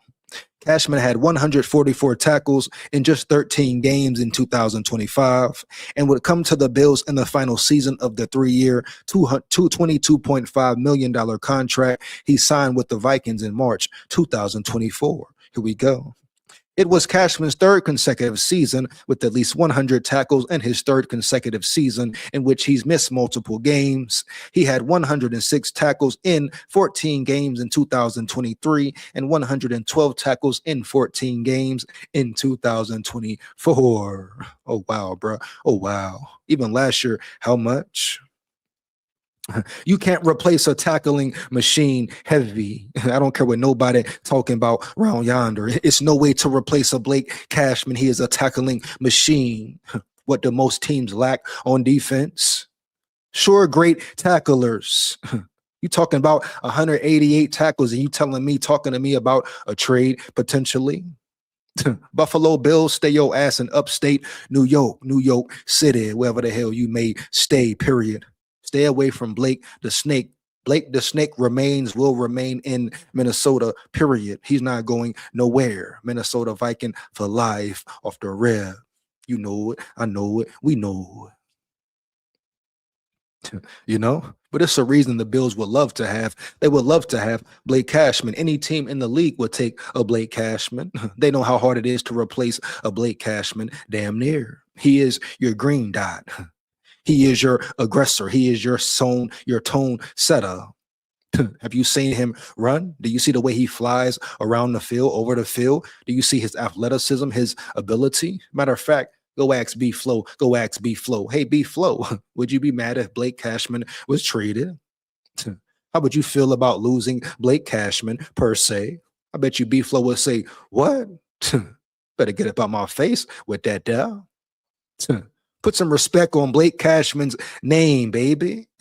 Oh, yeah. Is he injury prone? At times. Van Ginkel's been injury prone. Jonathan Grenard has been injury prone. So we talk about injuries like injuries don't happen every year. You hope for them not to be major, etc. But if we're talking about the totality of the NFL, everybody's damn near injury prone. You know, just what type of injury occurs. So let's stop it with all the bullshit talk. No bullshit. Here we go. We got here. We go. I'm not saying trading Jordan Addison away. Do you think there's a chance Nolan Teasley to trade him away since he didn't draft Addison? Hell no, Holden. Hell no, bro. Addison is in the building. I repeat, Addison will remain in the building, no doubt. I would be very shocked if Nolan Bain Teasley made that move as well. He's an asset. He's a pure asset. You see how he plays, especially if he balls out this year. You're going to pay the man. You're going to pay the man. Hockenson out of there, get more money. If Addison want to really stay in mini, will he take a slight restructure? Will he take a slight pay cut? I understand, get your money. Get your money way up. That's part of the business right there. But if it's about, staying in mini, retiring a Minnesota Viking, how much will he take? How much less will he take? Not saying he should. Understand why he would want full price if he earns it. Yeah, he deserves it, period. Just like the whole JG situation. Wish JG the best until he comes to SKOL territory. Can't be mad at a man for going to get that bread, that big bucks, that guapino federale, linguine, fettuccine, macaroni, denali. Can't get mad at a man for that. So if Jordan Addison come in ball and the Vikings just simply can't afford him next year, after next year, it is what it is. It ain't what it ain't. No hard feelings to him. Y'all don't have no hard feelings against Kirk Cousins. Never. It's some people talking about bring Kirk Cousins back. What? Y'all talking about people not getting money, mad at JG for going get money. Huh? So you tell me what's really going on for real. That boy Kirk got over 6-7 years getting overpaid in the shade, talking about he don't work on Tuesday. Ain't worked one Tuesday in his life.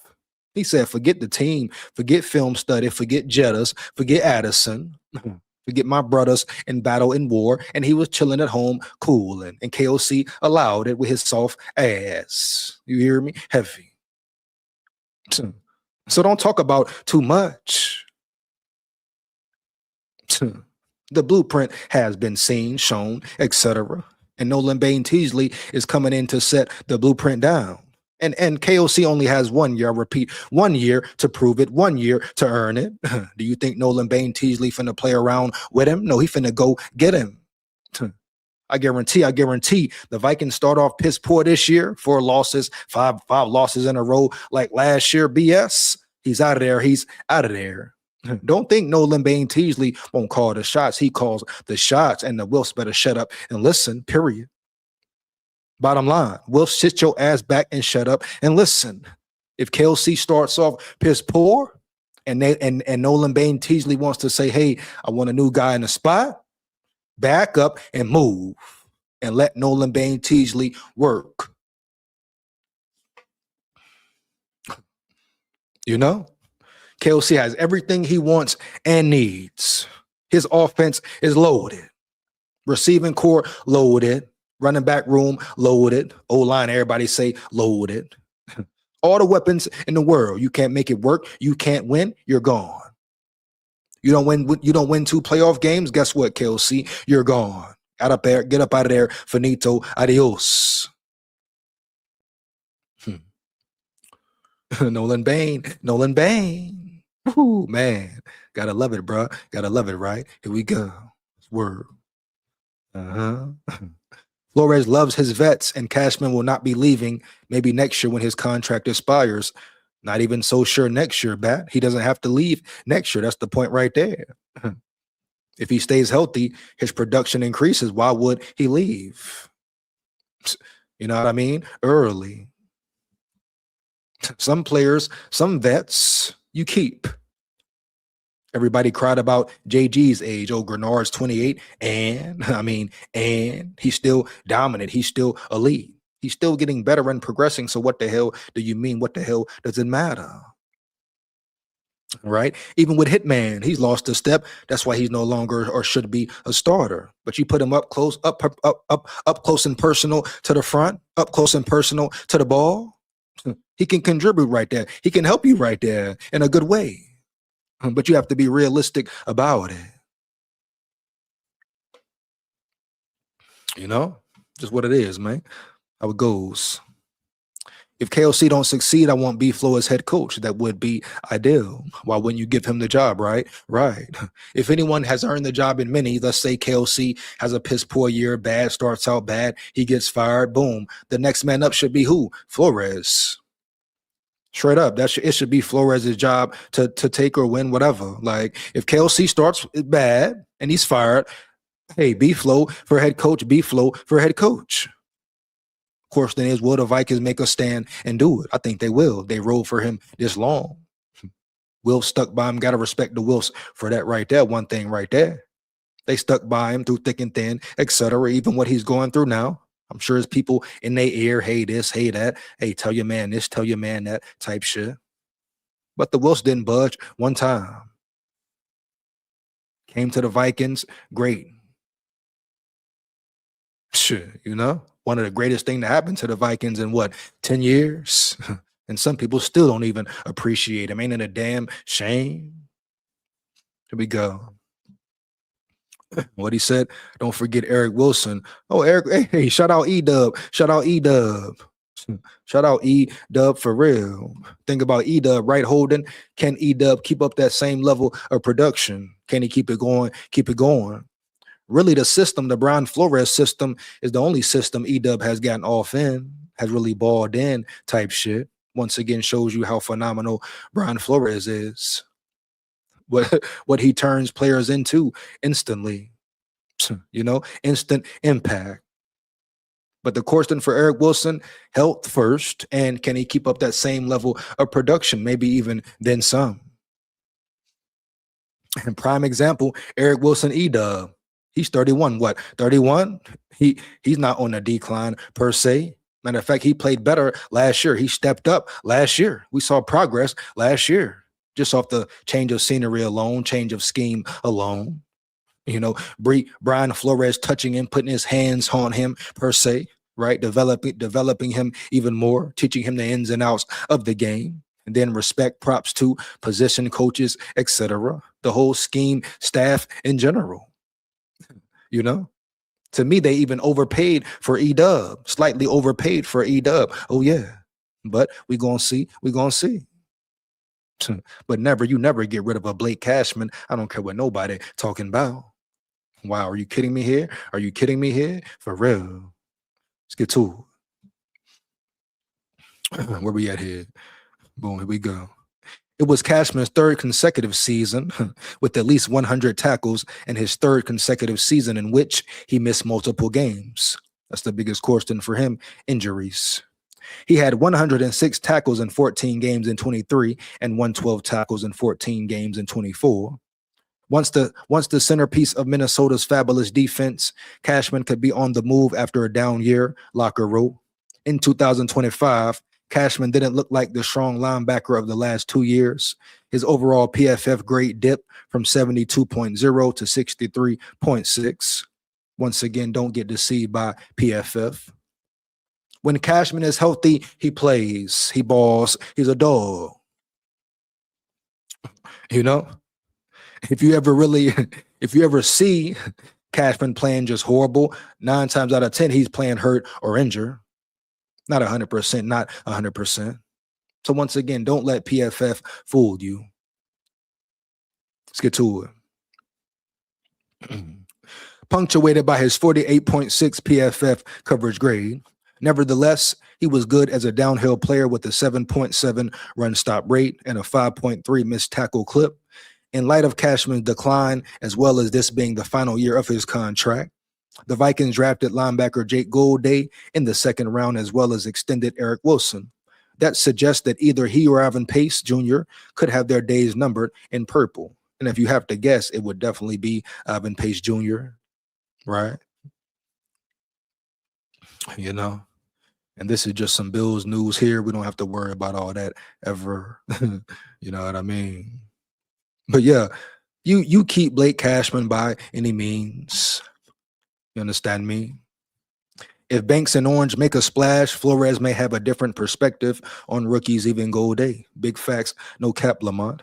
You know, this is this stigma, right, on Flores. They say, oh, he doesn't like rookies.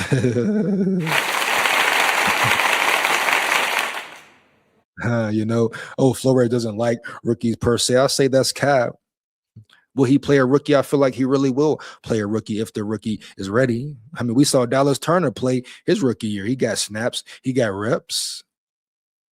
If Banks is ready, if Orange are ready, they will play. I guarantee it. But hey, big facts, no cap, Lamont right there. No doubt. KOC does have a fat contract with 3 years left, so maybe that's why his ego is off the chart. Hey, you know it, Bat. You know his ego has ran rampant for years. You know it. I know it. Who's to say he will even get held accountable, even though I think he will. I don't think it's no more like funny games, funny business with Nolan Bain Teasley at all. No, Nolan Bain Teasley gonna be on his ass. Fuel to the fire, hot seat, whatever you may call it. KOC ego is off the charts is because of the image the media and society gave him. Real talk, Lamont. Real talk right there. Ooh, boy. Yeah, for real. Real talk for real. You know what I'm saying? The boy Lamont been coming in hot all night too. Here we go, man. Said one more again. KOC ego is off the charts is because of the image the media and society gave him. It started in Los Angeles, you know, painted the perfect picture for him. Mr. Could do no wrong, Mr. Just perfect guy, this and that. Smile, talk, glib speaker. Oh man. Oh man. Buddy system, good old boy. Pow pow. And it's funny, it's real funny. KOC hasn't been held accountable yet. You know, Lamont, crazy work, man. Crazy work. Right, here we go. I guess at 10 million a year, KOC can afford to be an egomaniac, control freak. I'm sure. Does it make it right though, Bat? No, bro. No, not at all. Here we go. Now I want to see what else we got here right quick. I want to see this here. Hold up. You know? Because Chase Daniel just had it like, wow. The way he broke it down so vividly. Hold on here. Yes, sir. Yes, sir. Wow. Hold up.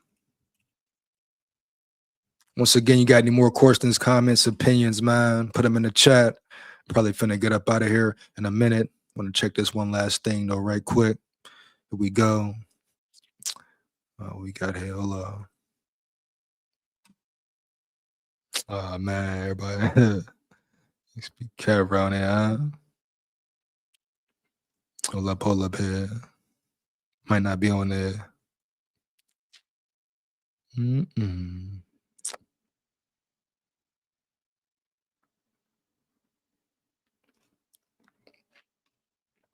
Hold on 1 second here, man. 1 second. Thought they had the Chris Carter joint on here. Have it there. We're not doing that anyway. Hold on.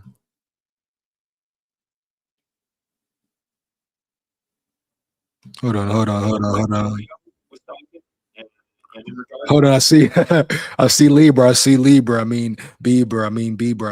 Who is he? Libra. Doesn't matter, etc. Here we go. Nah, man, shut out Dan Libra. Here we go, man. Let's get to it. But I hear they speaking on Jettas. Let's see what they got to say about Jettas. Here we go. Who capping about Jettas, man? Here we go. In fact, this may be the first time in Vikings history where the head coach makes more than QB1 and QB2 combined. So are you saying they're making KLC comfortable bat too comfortable bat? So basically you're saying, hell, he will never be held accountable at all. That's what you're telling me right here, right now, Bat. No doubt. He will never be held accountable at all. Right? I mean, hell. You telling me somebody been in a building 4 years, ain't coached a full 4 quarters yet? No repercussions, no ramifications ever? But you got people coming in, people coming out, etc. You know? This is real crazy work. But we got to lean with him, roll with him, rock with him, whatever you want to talk about. He is the head coach of the Vikings. And he can redeem himself in 1 year. This man goes to the Super Bowl, he's in there. To me, he needs to win 2 playoff games plus to retain his job. And I stand on that 10 toes down. What else could you say or do? This is year 5. We need to see real progression. You haven't won a playoff game yet, so you think the fans should be satiated with 1 playoff win? No. Just be satisfied with you reaching the playoff once again and making no noise in the playoffs once again? No. It's way past that for you, KOC, right now. And trust me, Nolan Bain Teasley knows that, period. He may not say it to you directly per se, but he's watching, he's clocking. You are 5 years in. And you don't have 1 playoff win, bruh. Please make it make sense, right? For real. You know it. I know it.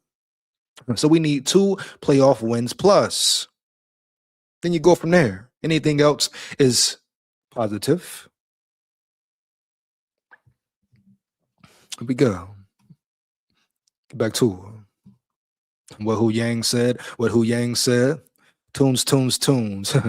3 wide, that's all. Mostly 2 wide, so no X-tune. You wow, Hu Yang. You know it. Here we go. You say facts, Bat. No doubt. Let's get it. I take that back. Last year was the same situation. KO made more than the QB. So you know it. I know it. He going to get that bread right back. He going to get that bread for sure. The QBs can't talk trash. Why not? Kirk made more than 3 times what Zimmer made. Damn, he getting paid like that? Kirk robbed him like that? Damn. That boy Kirk highway robbery for real. Man, that's crazy work there. No cap. Now, how the hell he pulled that off, Bat? Minnesota Vikings way. Get back to it. But what they saying about Jettas? Huh? Libra speaking on Jettas. Here we go. Watch your mouth and your tone now. Watch your mouth and your tone. Lieber. To the quarterback competition, he said, the key is to get Justin Jefferson on board. At the end of the day, it's year 7 for Justin Jefferson. He wants to win. But see, it shouldn't, like I know the video he's referring to. Matter of fact, I broke down the video he is referring to as well. You know, of course, it's about Jettas, but it should be about your team, the receiving core in general. Jordan Addison, definitely. Jawan Jennings, definitely. Their opinion matters. What they say counts. Now, of course, Jefferson, your best player, okay, you can say his word, final say, boom, etc. But at the end of the day, it should be everyone with a voice around there in the receiving core, receiving room. You know, shit, they putting in work too. They grinding, going hard too. They got to catch the same passes Jettas catch. They catch from McCarthy, Murray, whoever it may be. Dude, you've been in locker rooms, you've been in camps, you've been a part of all this.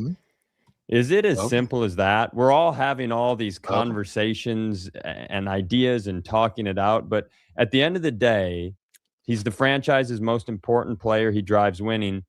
Is his vote of confidence essentially, does earning that earn you the starting job? I don't care what he's talking about, what he's saying. What should earn you the starting job is if you're the best man for the job, period. Bottom line. And whoever, let's say KLC go talk to Jettas, I'm sure Jettas be straight up with him. He'll say who he really feels is ready. No biasness or nothing like that. He'll say, hey, I like Murray more. I like McCarthy more. And it won't be no bullshit in between it. So everybody trying to blow it up for what? You know? And at the end of the day, like I said earlier, the players have a say. There's other players there too, other receivers there too. Understand me? So let's not get way carried away with it. Yeah. But the best man should be crowned because he played the best and he beat the other man out. Yeah. I mean, when you phrase it like that, no, I don't think that you have to have him. You don't have to get his seal of approval. But I also think that Florio sort of insinuates that on board means it's a binary situation. It's either he's in or he's out. He's on board, he's not on board. And I don't think it's that clear cut. So my simple answer is like, no, but there's a lot of context here. Technically, at the end of the day, it don't matter. KLC got the final say, so it don't matter what nobody talking about out there. KLC technically having the final say. He's the head coach. He makes the final decision about who the starter is anyway. So that's the flat out bottom line of it. So no matter what nobody says about that part, Florio, Lieber, this dude here, KLC makes the final decision. Him, McCown, Phillips, boom. You know it. I know it. Now, will he take influence? Of course. Does Jettas have major influence? Of course. But at the end of the day, like we've seen in all the previous years from KLC, how he works, he makes the final decision. He does it his way per se. Bottom line, here we go. You think he's going to let up on his ego now? No. Do you and should you take your best player on your team, who's ultimately has to be, his production relies on the quarterback spot? Do you want to have conversations with him? Do you want to ask him like, hey, what are you feeling about Kyler? What are you feeling about? Why wouldn't you? We talk about communication, collaboration, etc. Why wouldn't you want to know how the players are feeling? Why wouldn't you take a step out of a piece out of Flores's book? Flores does it. He lets players control the field sometimes. No hesitation. As a coach, you must build a connection with your players. That's where trust comes in, belief comes in, etc. Let's get to it. Like, what is the hesitation about? We know what it is. We know what it ain't. Bieber, I mean Lieber. You're a former ex-Viking. I understand the Pat Williams wall made you look great. They made you look elite at times. Respect to them, but I hope you understand that, period. Here we go. JJ, of course you're going to have those conversations. You're going to have those just not in a formal setting. It's just going to be in the meeting room. It's going to be maybe in the hallway. It's going to be, everyone will have them. I repeat, everyone will have them. No doubt. They're going to be had amongst players, even joking about, oh boy, oh, this, that, boom, boom, jokes in the locker room, whatever. There's going to be conversations for the whole training camp. You can't evade it. You got to accept that it is what it is. It ain't what it ain't. Let's stop acting like it won't be conversations, already conversations about it. Here we go. On the field, as you put your arm around him and like he has a good player, a bad player, I'm like, yeah, what do you think? Like, do you think Kyler put that on you? Like, how was the timing of that? You can't sit up there and ask a man questions all damn day, all damn night. They're trying to play ball. Ain't nobody finna be in Jettas' ear. Oh, hey, what happened with that throw? What happened with that throw? No, bro. Let them play. Let them practice. You make the assessment later. Like, what are we talking about here? Being in a man's ear during practice is crazy work. You don't think Jettas will be irritated, frustrated? What the hell you in my ear for asking me questions I'm practicing right now? So no, this is not a situation where he needs to talk. Oh, every play. Hey, what happened there? What happened here? Watch the film. Damn it. You know it. I know it. Come on, Lieber. Come on now. Come on, man. Damn, dog. Come on. Are you going to have all those micro conversations throughout all of training camp? And is that ultimately Hold up, what we got? Hold up, what we got? Here we go. What I mean is the QBs don't have leverage in on KO. Think about that. Stafford makes a boatload more than McVay. Well, hold on, let me read that one more time there. Well, what I mean is the QBs don't have leverage on KO, but expound right there. I mean, what leverage could they have at the end of the day, you know? Right? Shit, I mean, the only leverage JJ McCarthy had was KOC had no choice but to make it a fair competition. Or like I said, his ass would have been on fire. Oh, he'd have been judged all day. You know? Let's get back to it. Gonna end up being a larger part of KOC's and Nolan's kind of thought process? Sure. But I don't think they're going to sit down at the end of the day on the night that they have to make a decision and be like, well, Justin Jefferson thinks this, and by gall, if we don't go with what Justin Jefferson thinks, then I don't think that we should do this. So no, I'm right. Definitely agree with them upon that. It's not a situation of where, hey, what Jettas says goes. No, but will they take input from Jettas? Of course. Why not? He's your best player. He's your top receiver, your highest paid player, etc. You should take what he says into consideration per se. But once again, the head coach, GM, etc., will have the final say. And Jettas ain't running the building like that, Jack. No cap. Let's not get carried away with it around there. Here we go. They can tell the coach, go park my car, son, in some cases. Come on, L-Bat. Don't wild on him. Don't wild on him too much, baby, right there.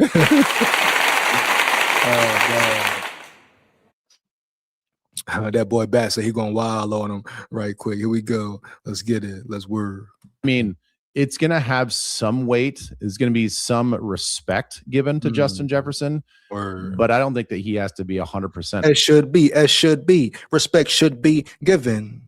But of course, the head coach makes the decision. The GM makes the decision.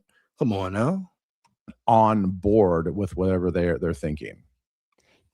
That makes a ton of sense. I would argue this middle ground where I'm just prone to assume Justin Jefferson's vote of confidence probably coincides with the important decision makers, not because they're trying to appease him, but because they all see football the same way.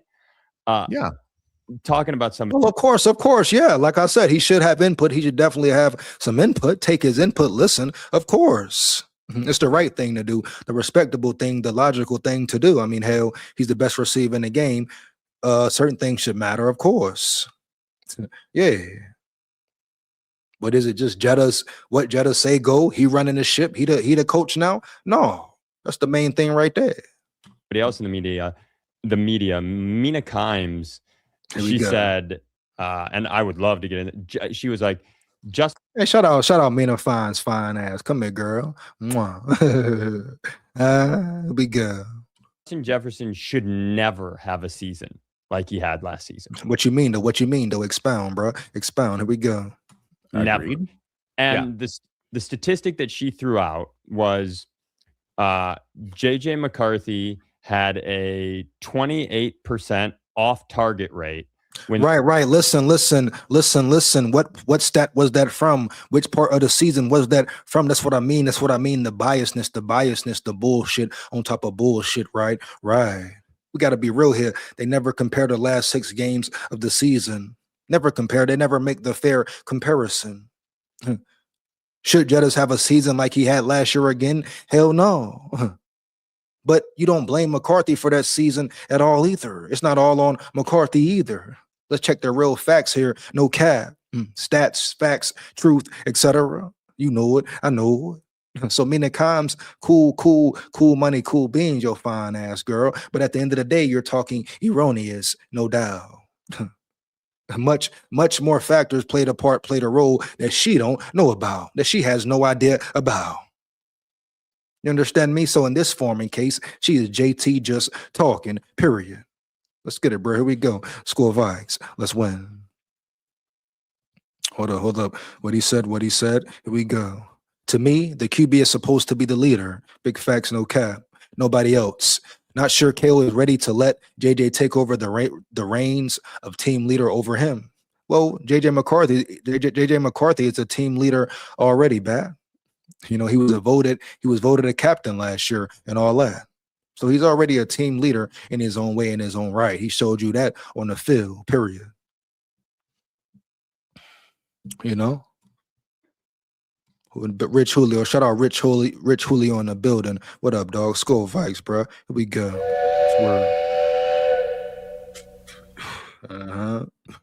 He say facts, E. No doubt. Let's get back to it. Throwing to Justin Jefferson. By comparison, Kirk Cousins and Sam Darnold were about half of that, 14%. And this isn't to bag on JJ, because whether it's an improved JJ, whether it's Kyler, whether it's somebody in the future who, like, that number can't be 28. Duh, no shit, Sherlock. Duh. Here we go. You're right. And improve McCarthy for a fact. But you're right as well. May the best man win, no doubt. Justin Jefferson drives winning he's one of the few wide receivers, I think, in modern NFL history who can really drive winning, who can be an engine. That's pretty, you can have great wide receivers, but it's pretty rare to be able to truly do that. And I wonder, what's up? You remember when KOC told that story about how JJ came to him? Yo, Jettas is a per leader, man. Here we go, dog. You know, a per dog, per leader, per everything. Understand me? No doubt. You know, I get your drift, my dog. I dig it. You know, but Jettas is a per leader, period. You're damn right. He pushes winning. He knows winning. He has experience winning. He is a winner. He's a competitor, etc. Understand me? Here we go. Right after he got the job, and he was like, "Hey, how did Cooper get so open?" Yes, right. And the allegedly, oh, that's KOC. That was KOC scheming it up, right. Obviously it wasn't. And I ask you, KOC hasn't been able to replicate that with Jettas, baby, at all. Let's not forget that either. No way, no how. He hasn't been able to replicate that same formula and obtain that same level of success with Jettas. So once again, where is the mastermind at? Where is the offensive mastermind at? The QB whisperer at? You know? Here we go. Yes, sir. Insinuation has always been what KOC can do and what Justin's skill level is are this marriage that really lets him as a wide receiver be the engine that drives winning. So, well, Jettas makes everyone better around him as well. Every quarterback who's came around, he's made better, not the other way around. Usually it's the other way around, vice versa. Your quarterback improves your receiver, his receiving core, not this way around. Jettas, look at them all. Made Kirk better, made Nick Mullins better. Who else? Made Dobbs better. Who else? Whoever you want to name. McCarthy better. Who else? You understand me? No doubt. So this is just what it is. You can disrespect Jettas. You can say you had a down year. Everybody had a down year. Your head coach had a down year. Come on, man. Stop it, huh? Yeah. Your quarterback per se had a down year. All right, bet. So let's take all that into consideration. We go. I'm sure JJ probably tried to force some passes to Jefferson. He will have to learn not to do that. Facts, bad facts. No doubt, man. And you know that's all part of the process, the plan right there. That's all part of the learning curve, right, Bat? I mean, the man is only 10 games in, right? 10 games in, that's it. Still learning the game, still a rookie, a baby in the game. The NFL game is a real mean, dirty game. You got to learn quick. You're expected to learn quick. So give him time to learn. Here we go. 14 and a 13 win season doesn't mean anything unless you make some noise in the playoffs. Until that happens, a lot of fans won't respect KOC. Exactly, Lamont. Exactly, dog. That's all we saying, right? Can the man win a playoff game at least? Can we get one? It's been 4 years, Holmes. We ain't got one. And everybody trying to just absolve this man from any blame every time. So hell yeah, you damn right. You need more than one this year. You need 2 around that bitch. You know it. I know it. You need 2 plus. So if not, get gone, bye. Get gone and bye. I'm sure Nolan Bain Teasley feels the same way. Ain't no more playing her. I mean, come on. Why? Come on, man. We go. He said, that's true. Everybody had a down year. Exactly. My sentiments, exactly. Just get a hold on. I still do think Florio's right in the sense that I think if he earns Justin's vote, if Justin's walking around going, this dude's good, he's the one who's doing it right. Of course, people will listen. People will pay attention for sure. If Jefferson is just all in on one guy, of course, it's going to permeate through the building. People will listen for sure. But at the end of the day, you got to make sure that's the right guy. And KOC has the final say at the end of the day. You know?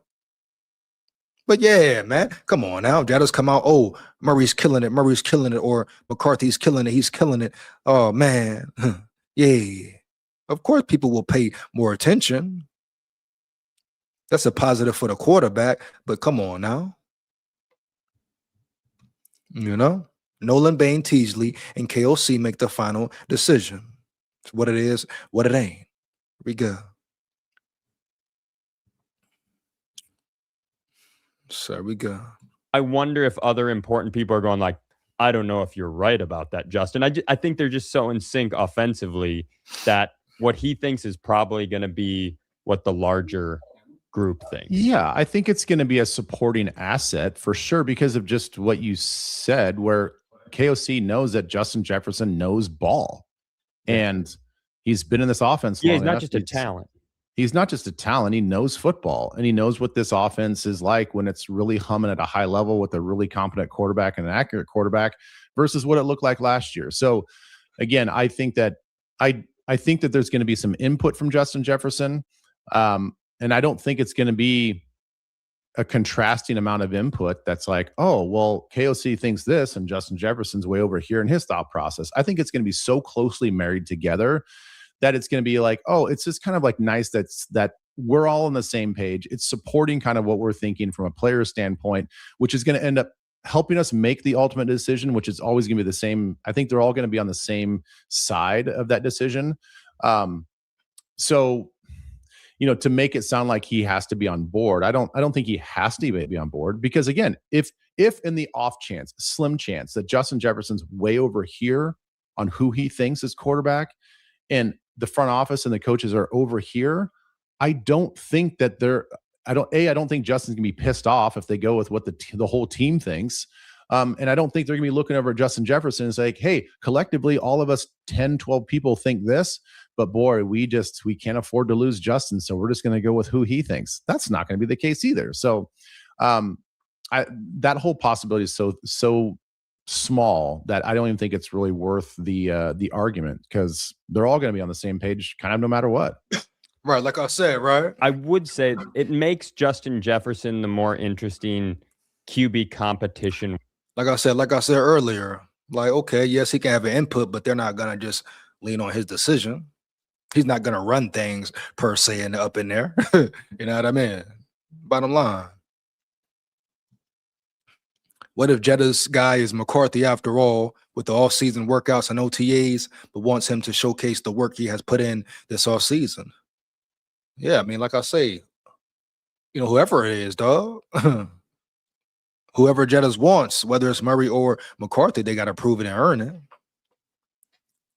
And I'm sure Jettas want to see McCarthy ball, but he can't just come out and say, oh, yeah. He can't just come out and say, oh, yeah, I'm rooting for my dog, McCarthy, this and that. He got to play it fair, right, Lamont? You know it. I know it. You know how I go. But McCarthy gonna have to take the spot, or vice versa with Murray. It could have been a reason Jettas and Burrows was seen at the gala on all white party this year. Oh, expound, Lamont. Expound, dog. Let me know. Let me know.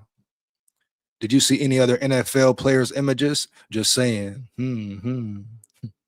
Man, here we go. So what you saying, Lamont, bro? What you saying though? For real? Oh yeah. What you saying, man? Oh yeah. What we got here, Lamont? What we got here, bro? What's going down? You hear me? Yes, sir. I'm gonna play a little more in this video, then get up out of here. You know, about 2 hours in right now. Probably get to more of the next live. We'll see what's up with it. Oh yeah, man. Hold up.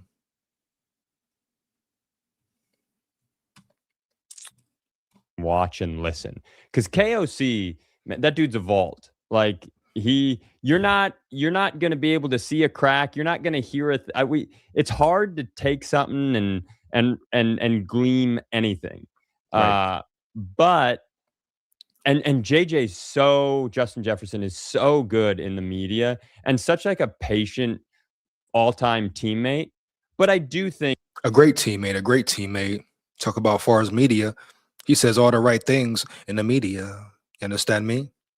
You never heard Jetta disrespect his teammates, disrespect any of his peers, right? So he knows how to carry himself per se. Even on the field when things are going bad, when he could have cried and demanded a trade and did this and did that. He's stuck in there with the team every time, baby, every time. Here we go, man. And there's people out there who question him being a great teammate or not. Really? Let's go. I think you can watch him and go like, man, he loved that throw. Man, the way he talked about, what happened in this part of practice, like, so I think he's a little more readable. Yeah, well, I mean, it's funny to be in this market here and to see Justin Jefferson, the way that he handles adversity within the game and how he's asked about it post game versus Anthony Edwards. And don't. Oh, see, he going the basketball route now. You don't watch the basketball for real playoff time type shit. But I'm sure Anthony Edwards probably has his own battle, that he faces every year during the season, etc. Y'all let me know about Anthony Edwards, man. What does Anthony Edwards face if you watch basketball? How does his season look every year? Do it. Don't spiral me off. I'm not going to trigger you right now, but I think that we all sort of appreciate the fact that Anthony Edwards is honest, but I don't think it's real talk. So basically, Edwards don't take no bullshit. Edwards straight up, so you can go either way. So, right? Unlike Jefferson, Edwards say, "Hey, this was going on. This what it is. This what it ain't right now. I'm gonna tell you this here, right here." Jettas, on the other hand, what? Of course, protects the team. Don't say this, don't say that. Understandably, why? But you're talking about two different type people. Yeah. But shit, Edwards, let him know how it is. You got to respect that aspect of it. Period. Best for the team. I don't think it's best for his teammates a lot of times. And I don't you don't know basketball. Shut up. I think a lot of times it doesn't make him look very mature. And I look at Justin Jefferson and he's like, he could have every opportunity to kind of go off like Ant will go off, shirtless, slouching in his locker, but he takes the professional route.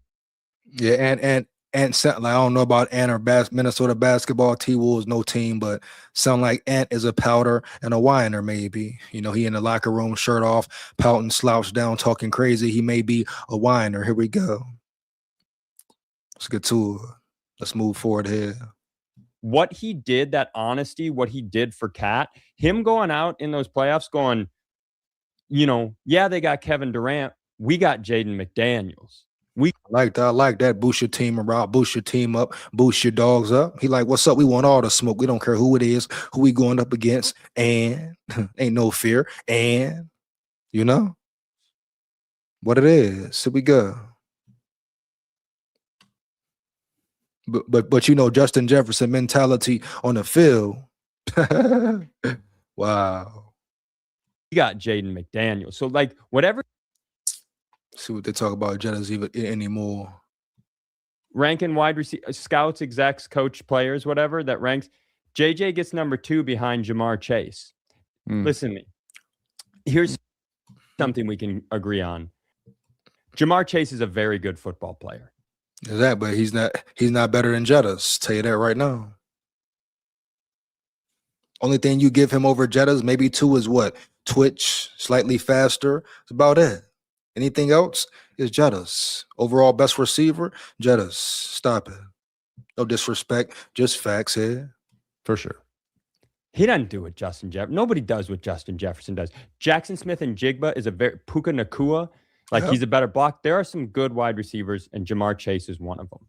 Right. But I mean, that's recency bias on the past season, because I gotta tell you, if you handed Joe Burrow to Justin Jefferson for 5 games, the whole league would go, "What is this? Yeah. Who is this? Is this the best we've like?" You know, you got to break it down the difference. Like you put any receiver on the Viking squad last year, they don't reach 1,000. I guarantee they don't reach 1,000. Not Puka, not whoever you want to name. And Jigba, understand me? No one. Let's be real here, man. SKOL VIKES. He said contracts. No doubt. Appreciate all the coaches, scouts, and execs.